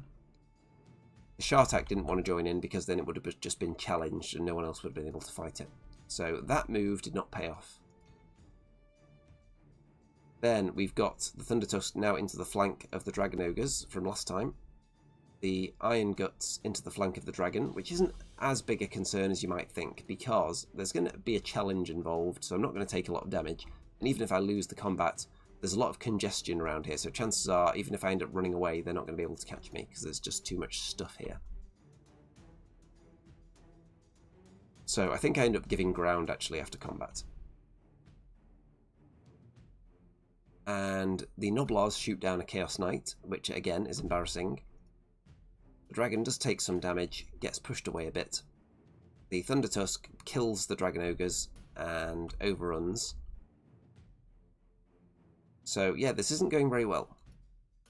But I do escape with my Chaos Warriors. As you can see, they managed to get over here to escape. So that's a big chunk of points there that isn't going to get killed right now. So, the enemy is racking up way more points than me, though, just with Noblars sitting on objectives. So, you'll see that my dragon ran away but went through a gap that was difficult to be followed into, which is fortunate. And that was my entire turn 3. Not much happens. And did I not take pictures of anything else that happened there? It's been very uneventful. My Chaos Warriors, you can see I used the Seed of Shadows again to get further towards the enemy baggage train. I couldn't quite reach it though, sadly. So next turn. Enemy turn 4. The ambushers arrive and start pillaging my baggage train. All these guys are dead, don't worry. My dragon is charged. Because it ran away in my own turn, then the enemy charge it and it flees straight off the table. So my general is now dead. So it's obviously game over and the ogres are going to win. It's just a matter of maximising points now. So we're going to do that by trying to destroy the baggage train. So, not looking good. Into my turn, and you can see we're down to 1 Chaos Knight now as well, which is very sad. So my Shartak moves up behind the enemy cavalry to get away from the enemy Thunder Tusks. I touch the baggage train with my Chaos Warriors, and my Knight charges into the Noblars. However, they kill the Knight. So 2 units of Noblars was enough to take out 1 unit of Chaos Knights, and there is a big points discrepancy there. The Knights are significantly more than those 2 units of Noblars. So obviously, not the best unit for the job, but as I said, they were really just there to stop the Noblars annoying me and just take the loss, basically. I don't think Chaos Knights were going to contribute much in this game anyway without the Lances. And if anyone's just joining us, I forgot to buy Lances for the Chaos Knights, because I created a new list instead of copy-pasting an old one and just assumed that it had already been ticked, when it had not. Enemy turn 5, my baggage train is destroyed. Noblars into the flank of my Chaos Warriors. Now I took the risk knowing that this could happen, because I want to touch the baggage train. But if I lose this combat, obviously I could fall back in good order or give ground off the table and die. But it's a risk I'm willing to take to get the baggage train. Because if I don't score any points, it's just going to be a 20-0, so I might as well try and score something. The Shartak doesn't manage to be far enough away from the Thunder Tusk, who makes the longish charge and reaches him. And we've got some human measurements going on there. Shartak gets killed. The Noblars lose combat and flee, and I manage to restrain so I can destroy the baggage train next turn, which I do. And then just move as far back as possible from the enemy so I'm not going to get charged by anything at the end of the game. Enemy turn 6, they just move around into positions to score and pick up more points, and then in my turn nothing happens at all. And what I could have done here was maybe charge those Noblars, but I didn't, because the way this game's been going, essentially I would have lost the combat, run away and died anyway. And I don't think a 65-point unit of Noblars was worth the minimal risk of going in there. So let's have a look at the final score from this one. And obviously you can tell it's not gone well for the Warriors of Chaos. And the page wants to load. Against the Ogres, it turns into a 20-0 loss for the Warriors of Chaos, even though I haven't lost my Wizard or my expensive Warriors unit. It was the lack of killing that I was able to do. I killed some Noblars and some cavalry, and I think that's about it. And even then, I didn't kill the whole unit, I only killed 1. So it pretty much went terribly, and it all came down to this situation over here, I think, with the Thunder Tusk. So throwing in the Dragon Ogres and the Warpfire Dragon I thought would be enough to kill it before it struck. Unfortunately, that didn't turn out to be the case, and I would have been better off just with the Warpfire Dragon in there, or sending the 2 dragons into the cavalry on their own, and avoiding combat with everything else, probably. Or sending the 2 dragons in, then sending the Dragon Ogres into this guy on his own. So hopefully they would have done more with the extra Strength 7 attacks. But not the greatest game there for the Chaos Warriors. Into the next game, and it's against Lizard Men. So let me crack open this list for you. So Lizard Men, it's the Renegades Lizards. We've got some Skinks. We've got some more Skinks. We've got an Ancient Stegodon. We have got a Carnosaur. So I think one of them is an Old Blood on Carnosaur, and one of them is a Saurus Scar Veteran on Carnosaur. One with the Armour of Destiny, one with Talisman of Protection and Armour of Meteoric Iron, which seems to be a common combo on units in general. We've got, if we go into the middle, a Slann, the old Slann Mage Priest.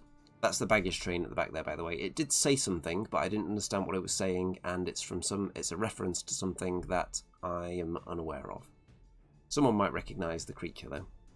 So the Slann Mage Priest, 470 points of Spell Slinging Madness, level 4 wizard. And not only the general, he's also able to be the battle standard bearer with the Monster Hunter's Tapestry, so no stomping onto this unit of Temple Guard, which is a recurring theme.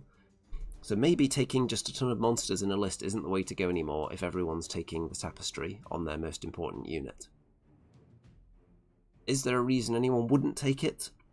Because even if you come up against dwarves where there's no stomps at all, are you really going to miss those, however much it is, 25 points? Are you really going to care that one of the games at the event you don't get to use your anti-stomp? I don't think you'll be that bothered. I think you'd rather have it so that your unit doesn't get stomped to death by multiple giant monsters. So, is this the death of the stomp meta? Has that banner single-handedly nerfed stomps into oblivion? I would suggest not really, because you can only put it on one unit at a time, so you just have to be a bit more clever maybe with use of those stomping monsters. So what else does the Slann have? Spell Eater Axe, Ruby Ring of Ruin, Arcane Familiar, Becalming Cogitation, and Battle Magic. So, good at dispelling, good at casting, can cast all over the place even while in combat, and very scary. We've got 2 Bastillodons, who are 175 points, mostly ranged attacks. They're not too scary in a fight. They're similarly pointed to a Chaos Spawn of Nurgle. They both have the Solar Engine. We've got 3 lots of 14 Skink Skirmishers, which is only an 80-point unit. So if you look at those Noblars, for instance, Noblars, you were getting twice as many, and the unit was cheaper than this. So in terms of numbers of bodies, Noblars are the way to go. We've got 20 Temple Guard with full command, halberds and shields, scaly skin, and Sun Standard of Chotek. So let's go back to the wide shot. And now, I was quite happy to have this layout. We've got a special feature in the middle. We don't have any objectives around the place. We do have a special feature, and I think we have domination and baggage trains. So, my thinking is, I would quite like to have this blockade in the middle, because the units that I want to avoid, this one, is quite wide. So it's going to have to commit to one side, really. It can't fit through this gap. So I should be able to avoid it much better with the middle of the battlefield being blocked up with a special feature and 2 buildings. That's the reason I wanted this terrain layout. But obviously there's only one of the maps that had the 2 buildings in the middle, so there must be a reason my opponent wanted it as well, and maybe that was to use the Slann as like a missile platform without being attacked back through the gaps, maybe. But as you can see, I've split my army in 2. I'm going to go around both sides and try and kill everything else apart from that unit. That is the plan.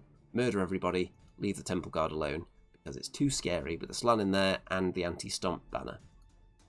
So, maybe I'm just too traumatized by the anti-stomp banner, and maybe I should stop worrying about it so much.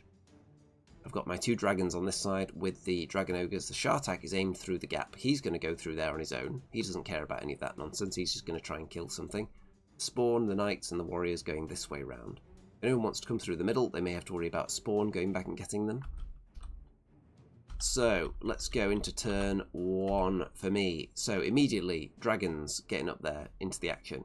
My General has gained +1 attack from the Eye of the Gods already.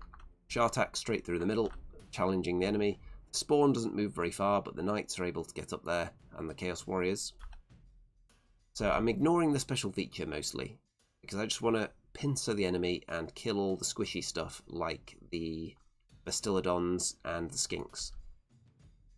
So one of the Carnosaurs heads round the back, looking into my Warrior's flank, but I'm just going to move away from it, so I'm not that concerned yet. The enemy back away a bit on this side to not get charged by my dragons yet, and the Skinks form a cloud and then start shooting at the Shartak. And I roll 3 1s on the 2-up saves.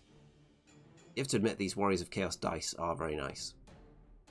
So 1 wound left on the Shartak, that's very embarrassing. They just fired into his armour crevices, or between his scales, because they were at point blank range, so I'll allow it.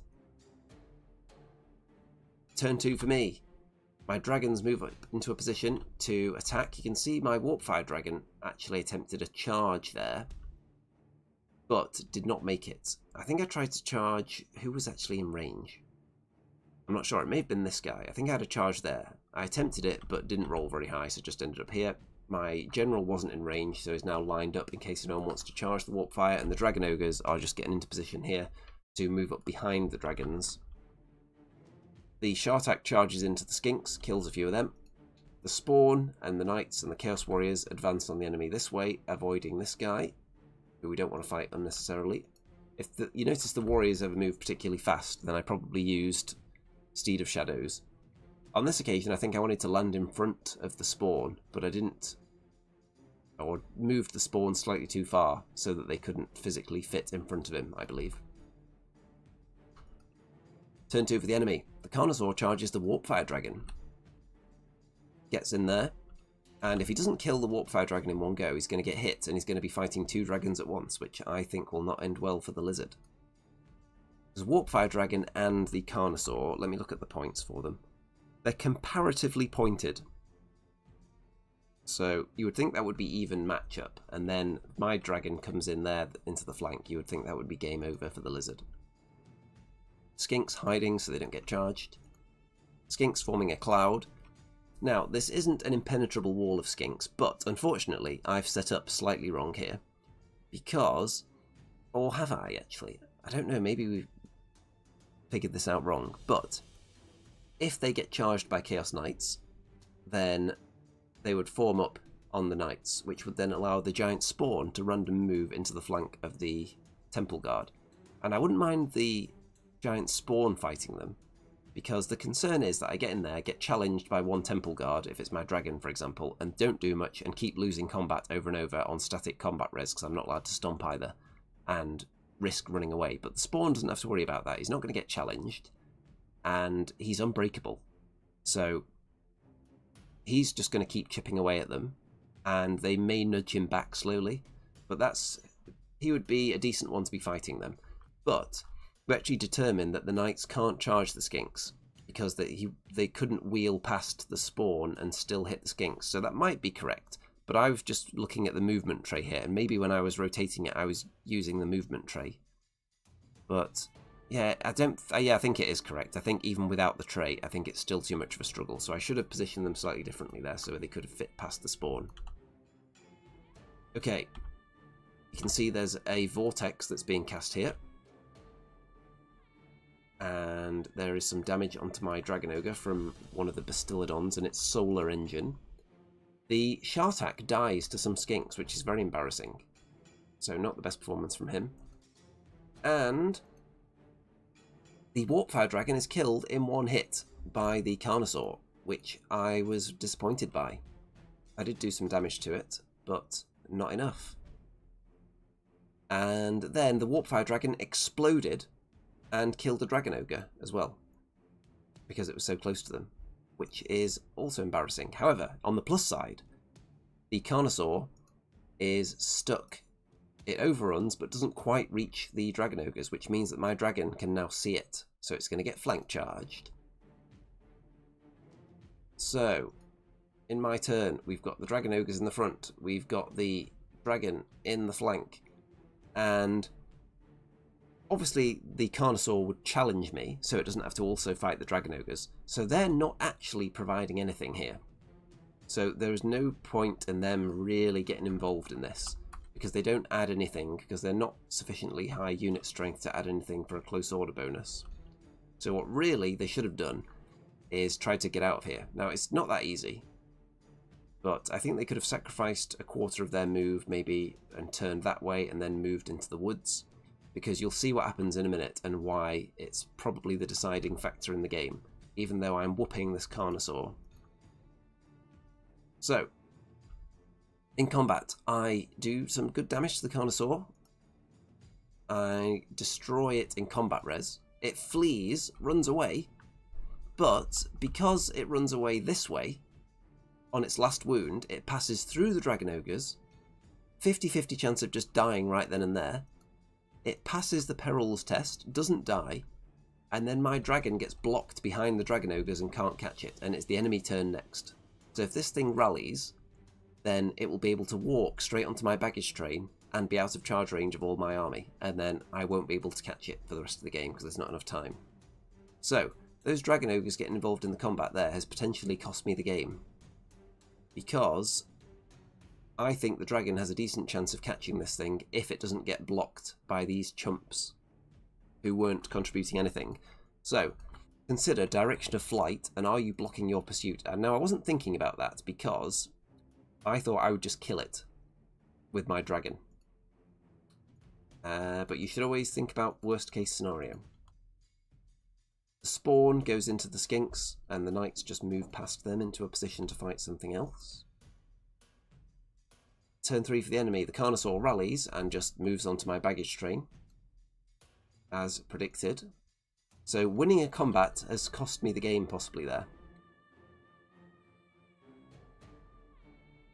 The other Carnosaur is looking behind my knights, which is very threatening.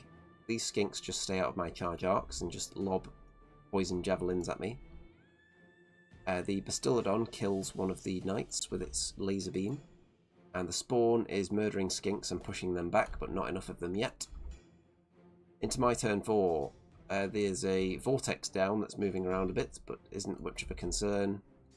But the knights charge through it into the Bastillodon, and I think 3 of them die from the vortex, which is unfortunate. And then get there and then die. The spawn kills off the skinks, overruns into the Temple Guard, so it's not the worst situation. My dragon gives up on chasing the Carnosaur because I've got no way of catching it now, because there's just not enough turns left, so I turn around and look towards where the action is as best I can. The Dragon Ogres go this way, because they're not going to be able to contribute much now, other than scoring maybe some domination points. I think domination's an effect on this one anyway, let me check. I believe it is, but I am going to double check for you. Let me see. Scrolling down as the page loads. Yes, it is. So, turn 4 for the enemy. Bastillodon into the warriors. Carnosaur into the spawn to try and save the Temple Guard. I'm very proud of this Great Unclean One giant spawn, by the way. Yellow is one of my favourite colours to paint now. I used to really dislike painting yellow, but I think I've got pretty good at it now. And I think this is a very nice, attractive colour scheme. Carnosaur hiding behind the hill, of course. Skinks peppering with shots into the Dragon Ogres. Stegodon doing some ranged attacks on my dragon as well, I think, from the skinks hanging out on top. And just taking a wound. Look at all these buffs he's built up though. So he's the ultimate killing machine. He's got +1 attack, +1 strength, +1 strength, and +1 weapon skill.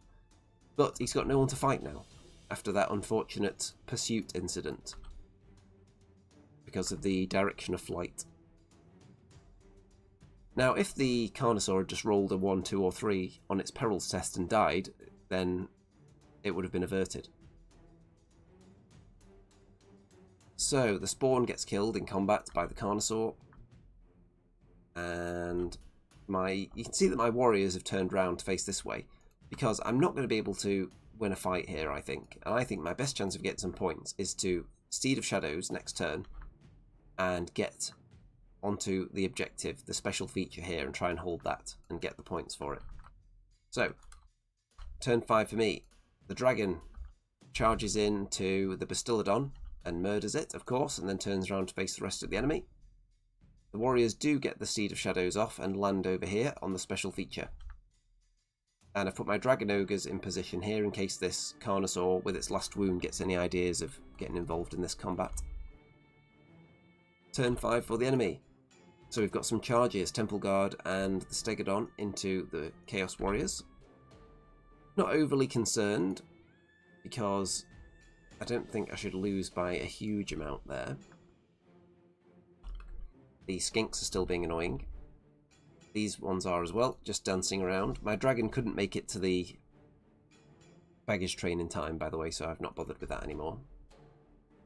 Well, you know how I said I shouldn't lose by too much? The Chaos Warriors did a really bad job of hitting anything, and they took a few damage, not much though. They failed their test, ran away about 5 inches, and were cut down by the Stegodon. So, that is the end of that plan. Turn 6 for me. So, the Dragon Ogres steam in there, into this Stegodon, and they kill it. So that makes up for it a little bit. Let's see how much that Stegodon is. Let me see.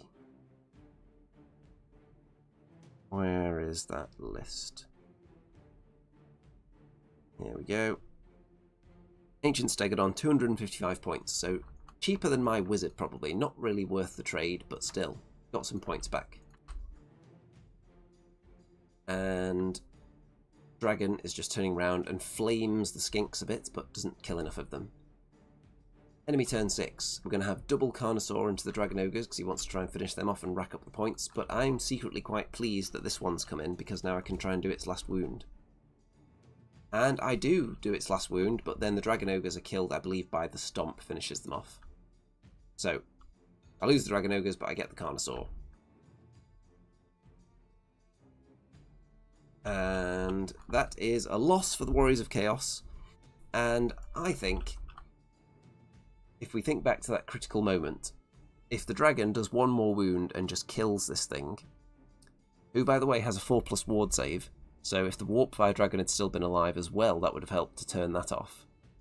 So if one more wound had gone through, killed that thing, the Dragon Ogres would have been here, quite happy, and my dragon would have been here, staring into the bowels of the enemy forces, rather than facing this way and getting stuck behind this building, which meant he didn't even have time to do a lumbering turn afterwards. Didn't have space to do that. So that whole situation, which I could have avoided with better positioning, I feel like that was quite critical. This unit was obviously going to be tough to crack, and the Carnosaurs turned out to be very dangerous. The Skinks turn out to be very skinky and skirmishy, as you'd expect. So just quite a difficult game. And yeah, that situation is still annoying. Because what I wanted to do with the dragons was to push them down here and mop up everything that isn't this unit. And you can see I've killed quite a few of those things I was going for. I killed some Bastillodons, but unfortunately wasn't enough because I just didn't have time after the time wasted trying to kill that one Carnosaur. So, let's have a look at some of the armies. We've got some lizards that I just fought, including the Slan. These weren't laid out for the coolest army award because they were not painted by the player, I believe. I think that was the reason. Then we've got some Bretonnians. And I believe most of these are 3D printed Bretonnians, rather than the official ones. So, I imagine much more cost effective. And some very chunky archers. We've got some filthy depraved vampire counts. We've got some chaos with a gigantic dragon that barely just about fits onto that base. And you can see Marauder Horsemen are quite popular at the moment. Very fast chaos list here. Very nice. We've got some more lizard men. And these have got some nice customizations going on. We've got a very well painted Stegodon. We've got some actual rocks of some kind, some crystal style rocks on the back of the Bastillodons. And old school Slan gets bonus points with me. I really like the old Slan. Not a big fan of him floating though. I prefer my Slan to be carried by Temple Guard. I feel that gives off a more of an air of authority. And some nice skinks. Then we've got some high elves. Now, this one, I don't think I got a proper picture, unfortunately. The wings were very nice on this dragon. There's kind of a star formation going on. You can just about see it. Maybe you can find some other pictures out there online. But, unfortunately, I didn't get a good enough picture. I think I only spotted it after I took the photos. Then the Troll Horde that I faced with some slightly better pictures of the Troll Hags. You can see how nice they are now. or how grotesque they are. The giants, the trolls, and the best unit, maybe the best unit at the whole event, the big uns, as far as I'm concerned. Nice old school Warhammer there. And we've got some more Warriors of Chaos with a spawn and a couple of dragons, I am guessing here. Some nice Chaos Warriors there. These are quite nice. Some Dragon Ogres. We've got some Ogres. Not as many Noblars as the other list. And is that the same giant as from the Troll Horde? Maybe that's a very popular 3D printed giant. There's the Ogres, of course, that I had to face with all those Noblars. We've got more Warriors of Chaos, very popular, with lots of Chaos Doggos, which I don't have because I'm struggling to find any that were released before or released by 1998, which would allow them to be used in my army. The ones from prior to that period are quite difficult to get, except Chaos Fleshhounds, which are easier to get, but they're very expensive. And I guess that's a spawn. Looks very spawn-like. Then there is the Empire Force. Very stylish with the smoke on the cannons as well. And some Beastmen. Close quarter. So, we've got some hills in the middle. And I'm facing the Vile Beastmen. I say vile, they do have some vile tide, and they've got Herd Stone, which is quite vile. So, let's have a look at them. And crack open the Beastmen Brayherds list. Now, this is a tier D army, so they get 2,600 points, so 400 more points than me. And we'll see if that brings them into line.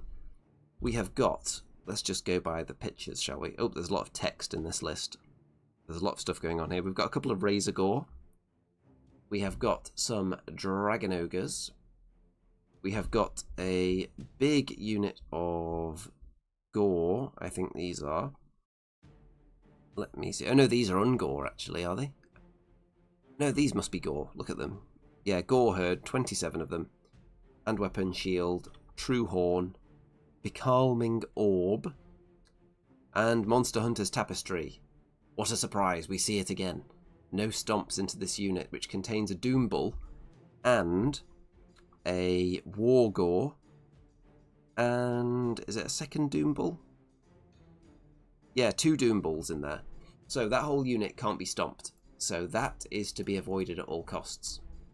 Then we've got another unit of Gore just hanging out in skirmish formation. And then we've got some ambushing Minotaurs and some ambushing Ungores. Turn 1 for me. Oh, I suppose I should tell you my strategy, shouldn't I? So, my plan is to not face this unit with anything that needs to stomp, as usual. So it seems like my tactics are getting a bit one-dimensional here because of the prevalence of this one banner. So I don't know if my list is just begging for that banner to ruin my day. But I want to get to some of the other stuff that isn't this unit. There is no cabbage train on this mission, which is good for me because there's ambushing units and I don't really have the resources to defend against them.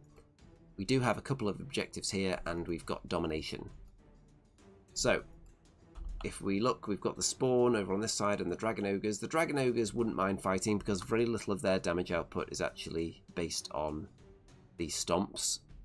It's mainly the 3 monsters, particularly the Warpfire Dragon and the Spawn, that rely more on the stomps for a higher percentage of their output. My Knights have no viable targets in this game whatsoever, apart from maybe a Razor Gore. So they're in a similar situation to they were against the Noblars earlier. Not really a lot for them to fight. I don't think they'll help much in a battle here against this big herd of Gore. And I don't think they'll do much against Dragon Ogres. So, turn 1. There's a little bit of an advance and I fire the Warpfire Dragon's ranged attack and kill a couple of things. A Gore, maybe a wound on something else here and there.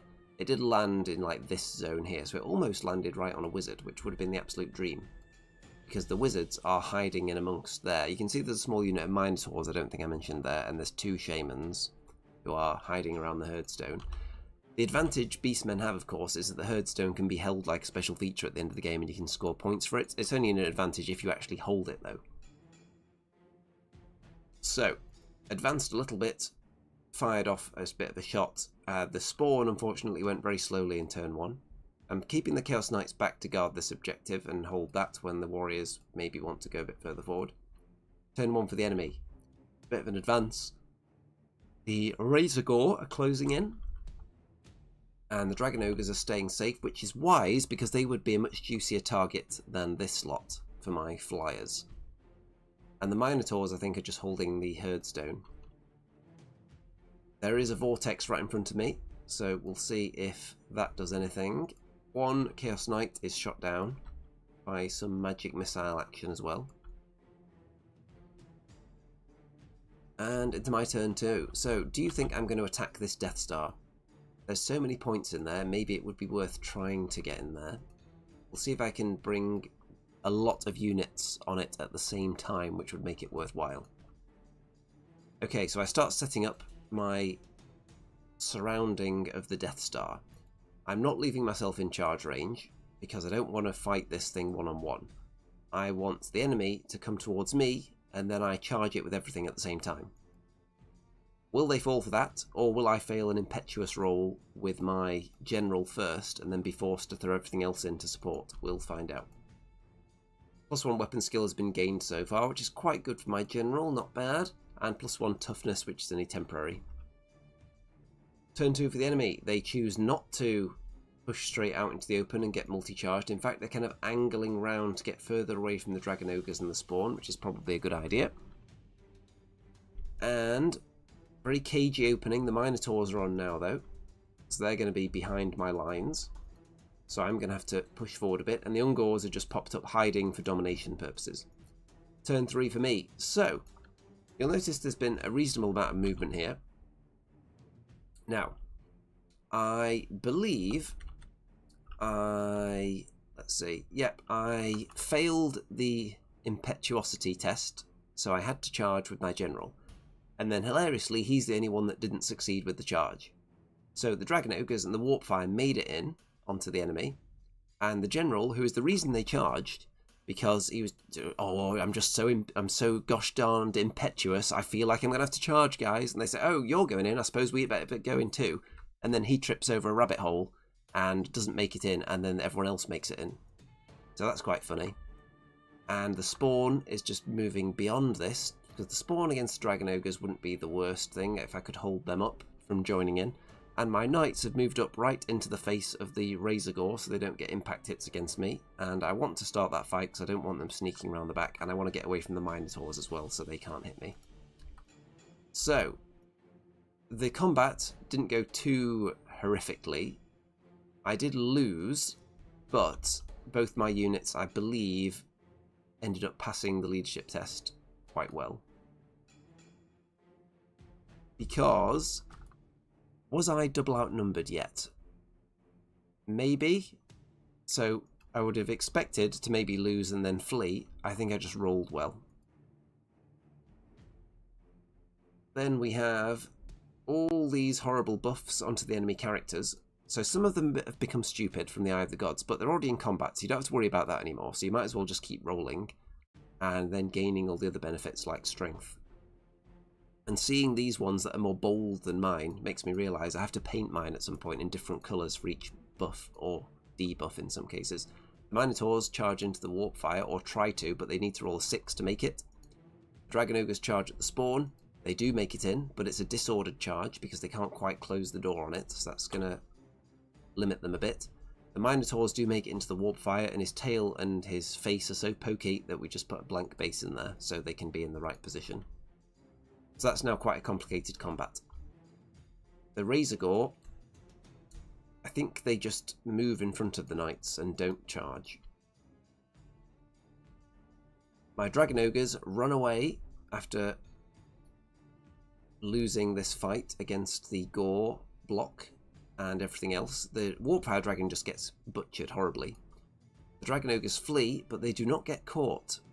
because the Minotaurs do not successfully run them down. So these guys are going to be alright for the time being. Even if they carry on running, they'll go through my units. After that big combat loss there. So my turn coming up. So this is where we get to throw the general in somewhere. And my turn 4. So the general goes into the flank of the Minotaurs and kills a few of them. They don't run away very far, and then they get cut down, I think. I can't remember whether that's how it went, or whether I just murdered all of them with my attacks. But either way, my general kills all the Minotaurs, overruns. Yeah, I think he actually just outright killed them all. And because these Dragon Ogres did rally, but obviously they couldn't charge because they just rallied. So I think my general just butchered all those Minotaurs and then just overran a little bit, so he's now stuck in front of this block, which isn't the worst thing, because if they do beat me and I run away, I'm going through my own units. Dragon Ogres, 1 down, but they've done some good damage to the spawn. The Knights lose... Or maybe they did charge into the spawn, or is it my turn now? Yeah, here we go. So we're into my turn. So I do charge into the Razor Gore, put it down to 1 wound, and then it hits back and kills all the Knights but 1, which is quite embarrassing. So these Chaos Knights without lances aren't doing very well. I think maybe there's too few of them in the unit. I do have more Chaos Knights, but they're from a different time period, so they don't look great when they're all together. Enemy turn. We've got the big unit of Gore into the flank of my general. Obviously there's going to be some kind of challenge situation. And end up losing on static combat res, run away, and they crash into the Dragon Ogres and the Shartak, who is perfectly level with them, which was intentional, so the enemy would have to go into both of them at once. Give me a better chance. And with the suit, they crash into the Dragon Ogres and then swing round and almost touch the dragon, which would have killed it. If I'd fled 1 inch less, then he would be dead right now. The spawn is dead. You can see there, the Dragon Ogres kill him. And my turn 5. So, 1 Dragon Ogre survives that fight, and double 1, so he doesn't run away, which is hilarious, but the Shartak does run away. So this is going to delay, and it's going to mean that the enemy don't kill as much as they were hoping now for the rest of the game, because there's not a lot of turns left. 1 Chaos Knight finishes off a Razor Gore, and is now fighting another one. Turn 5 for the enemy. So, hilariously, I can't remember what the rule is called for the Minotaur or for the Beastmen in general, where they take a test, and if they pass, if it's the general and he becomes frenzied, everyone else around becomes frenzied as well. Frenzy is just passed off willy-nilly to everyone. Loads of frenzy all over the place. And this unit of skirmishing Gore became frenzied at some point and were forced into charging my dragon, which didn't work out well for them, because with the distance they rolled on the charge, many of them couldn't actually make it to form up, so half of the unit just died in the attempt of charging, because they really didn't want to do that. And the rest of them presumably will die from the dragon now anyway. So my Dragon Ogre is killed, and the Gore overrun into the Chaos Warriors, so we're going to have an epic battle there, but the Gore are just too beefy. They've got all kinds of horrible things going on. It's like -1 to hit, -2s to hit. It's just, I'm finding that a lot of these Death Stars have a lot of debuffs. So you're not allowed to stomp, you've got negatives to hit. And my army is a bit more straightforward. And there's a lot of synergies that people are building into these very big, expensive units. And the fact that you can take that 1 banner that denies stomps encourages you to build a Death Star and put your expensive things in there that don't want to get stomped all into one neat compact blob that is immune to stomps. And then you put all your other debuffs in there as well, and it's going to be quite tricky, I think, for these monster lists potentially to get the big juicy units killed. The dragon doesn't do enough to the Gore, sadly, this turn. The Chaos Knight does kill the other Razor Gore though, so that's good. Nice little bonus. Turn 6 for me. So, ideally I wanted to kill all these Gore, and then on my turn, I could then turn round and charge into these Dragon Ogres or overrun and then lumber and then charge into these Minotaurs that are holding the Horde Stone. That's why the Dragon Ogres have turned round, because they were concerned at that possibility, and they want to get over there and hold the Horde Stone in case these Minotaurs get killed. But the Dragon just did horribly in combat there, and I think maybe there was a champion in there to challenge, and then they passed the leadership because they only did 1 wound on him. So that was sad. So my turn 6, I have to continue fighting the Gore. Don't even finish them off this time. The Knight is just hanging out for domination purposes. The Chaos Warriors lose, but they give ground, and I've put the Shartak behind them in case they fled, because he's much cheaper than they are. Into enemy turn 6. The Minotaurs are still holding the Horde Stone. The Wizard is trying to Vile Tide the Shartak, but doesn't succeed. The Dragon Ogres move towards the Horde Stone. The Chaos Warriors fall back in good order after the fight there, but the enemy obviously can't kill me now because it's going to be the end of the game. And my General does finish off the Gore, so I get some points there. So, I've got quite a few units left. I haven't lost a vast amount in this game, but I've also not killed much either. So, let me pull up the final score in round 5. Which is the Minotaur Brayherds Beastmen take it 13 points to 7. And a lot of that actually was on... Let's see, I think it was the Horde Stone. Helped a lot. And the domination was actually fairly even. We both held 2 quarters. And I actually had slightly the edge on domination because one of mine was totally uncontested. My opponent just held the Horde Stone and had about 600 more kill points than I did as well. So that was enough. And let's see what else there was. Yeah, so with the army tiers, of course, as well. The Beastmen being tier D, I think. Then that results in, when you factor in the modified percentages for the kill points, it's about, what we're looking at here, it's about 800 point difference between the two. So 13-7 win for the Beastmen there. That felt like we could have had a fairly even game there. A couple of things didn't go very well for the Warriors of Chaos. And I still don't know the best way to deal with this. My Dwarves would have a much better idea of how to deal with this block. They would blast it to smithereens, or they would try to, and then hope that it doesn't have an ability to fly any closer to me than I want it to be, and just blast it with all my ranged attacks. But Chaos, I'm not sure, because I'm heavily reliant on stomps, and there's a lot of other debuffs, as I mentioned in here as well. So that's a very scary unit. Things I was able to kill, I got some Minotaurs, I got some Gore, I got the Razor Gore, but nothing of major significance, unfortunately. So, the armies where I was constantly chasing the terrible units, I did actually get some killing done, but when it came to these Death Stars with the anti-stomp banner, it didn't go quite as well for me. The one big kind of central unit that I did kill, I got the Orc Biggins, but they didn't have the banner, and they weren't really a Death Star because they didn't have a load of killy characters in.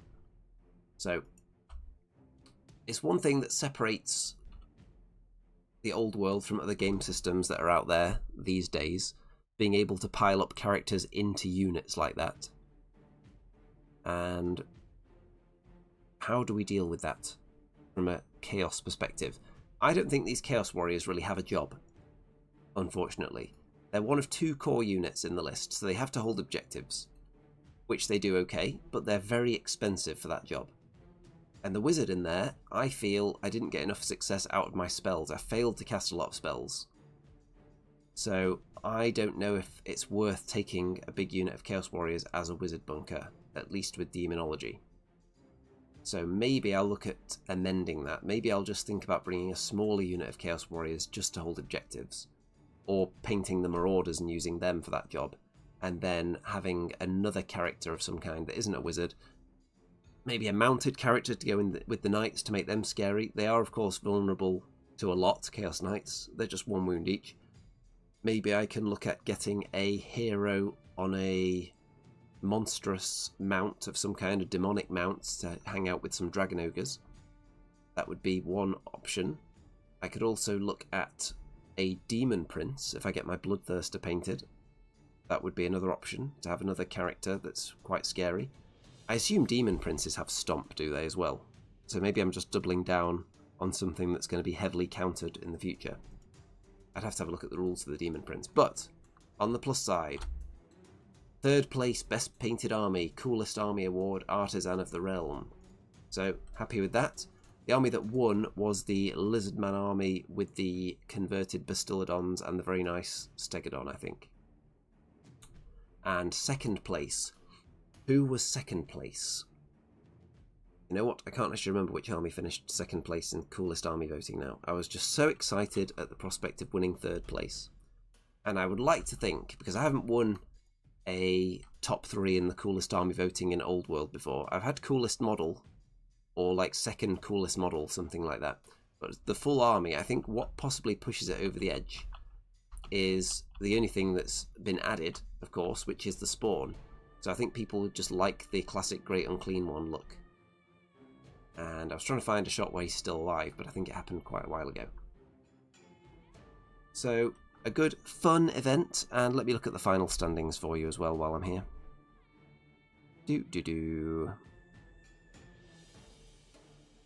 Placings. So I got those nice wins early on, and then it went downhill from there as I faced what I believe were less than favourable matchups. So, 18 players, and then sadly ended up in 14th from barely taking any points from the last 3 games, sadly.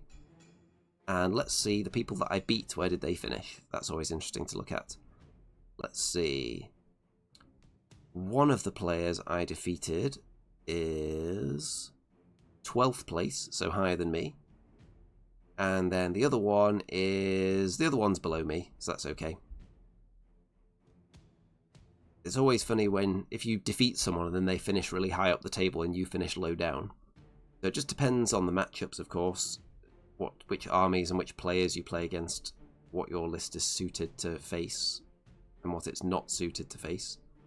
So you can get your way through an event without facing anything that just heavily counters you, depending on the local meta and such. So, let's have a quick look at the chat before we go. Martin says, the rule is called Champions of Slaughter, just looked it up. Is that the rule where the Beastmen General can give everyone Frenzy around him, which is sometimes bad? Especially since Frenzy is now significantly worse. You get all the downsides of Frenzy, but you only get the upside of Frenzy if you actually charge that turn. So, not great, is it? Okay, I think it's time to wrap this one up. How long have we been going? Let me see. 2 hours, 17 minutes? Yeah, that's about right. I think that's about standard for these things. And happy with how the spawn performed, I think. That was a nice addition to the list, despite the fact that everyone brings the anti-stomp banner. I was looking at the other spawn options, actually, and I think the reason the Nurgle one is seen so widely and not the others is because of the regeneration. And without regeneration, you're relying on a very poor armor save, so it can die much more easily.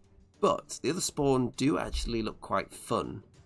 I don't know if they'd be competitive, but let me have a look here. I thought the Khorne one looked interesting. So the Khorne one does D3 impact hits, which could be quite fun. The issue is, what kind of impact hits are they? What does this count as with impact hits? Would it have AP on those impact hits or not? And it also gains Killing Blow, which is quite nice as well. The Slaanesh one gains Countercharge, which is interesting for a spawn because it can't even do a normal charge, but it could do a Countercharge. And Strike First, which is not that great for the spawn because a lot of your damage is from the stomps, which would still go last. So I don't know about that one. And that one's 15 points. And Tzeentch, you get Flaming Attacks, which is obviously terrible. You get Magical Attacks, which is not necessary because the rest of the army has magical attacks. And Magic Resistance 2, which is okay.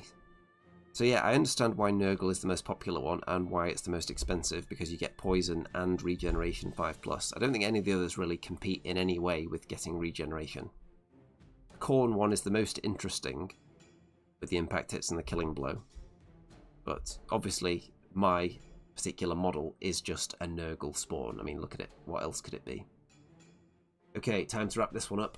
So any last second comments, you better fling them in now, because I'm about to end the stream. So thanks for tuning in, everyone. Thanks in particular, obviously, for the mammoth donation that came in earlier with that comment that you can probably still find highlighted in green there. And everyone better be liking that comment, which would then subconsciously encourage everyone else to fling all their money at me during the live streams in future as well, which would be nice. So, speaking of people flinging their funds at me, if you are vastly appreciative of these live streams, and there's going to be more coming up soon, non-stop reporting action, tournaments and battles again, hopefully soon at some point, then feel free to look at the old Patreon and PayPal links down there and pledge your entire life savings, because what were you going to do with it anyway? You're probably going to spend it on pointless luxuries like food and clothing, and really, you could just be aiding me in buying an additional tournament ticket per month, which, as you know, is a far more ethical use of your funds, I think. So, let's see, Martin, Domino, Thomas, all still with us, I see in there. And the next Old World event is in 2 weeks. It's a one-dayer. It's a foray event. I haven't decided what to take yet, so it's 500 points. And then before that, there is an Age of Sigmar event, which I will cover as well. I think it's the next, 3 weeks, I think there's events. So lots of action coming up.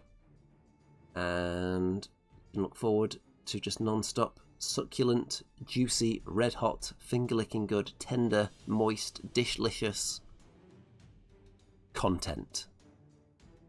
And I think on that note, all that remains to be said is good night out there, whatever you are.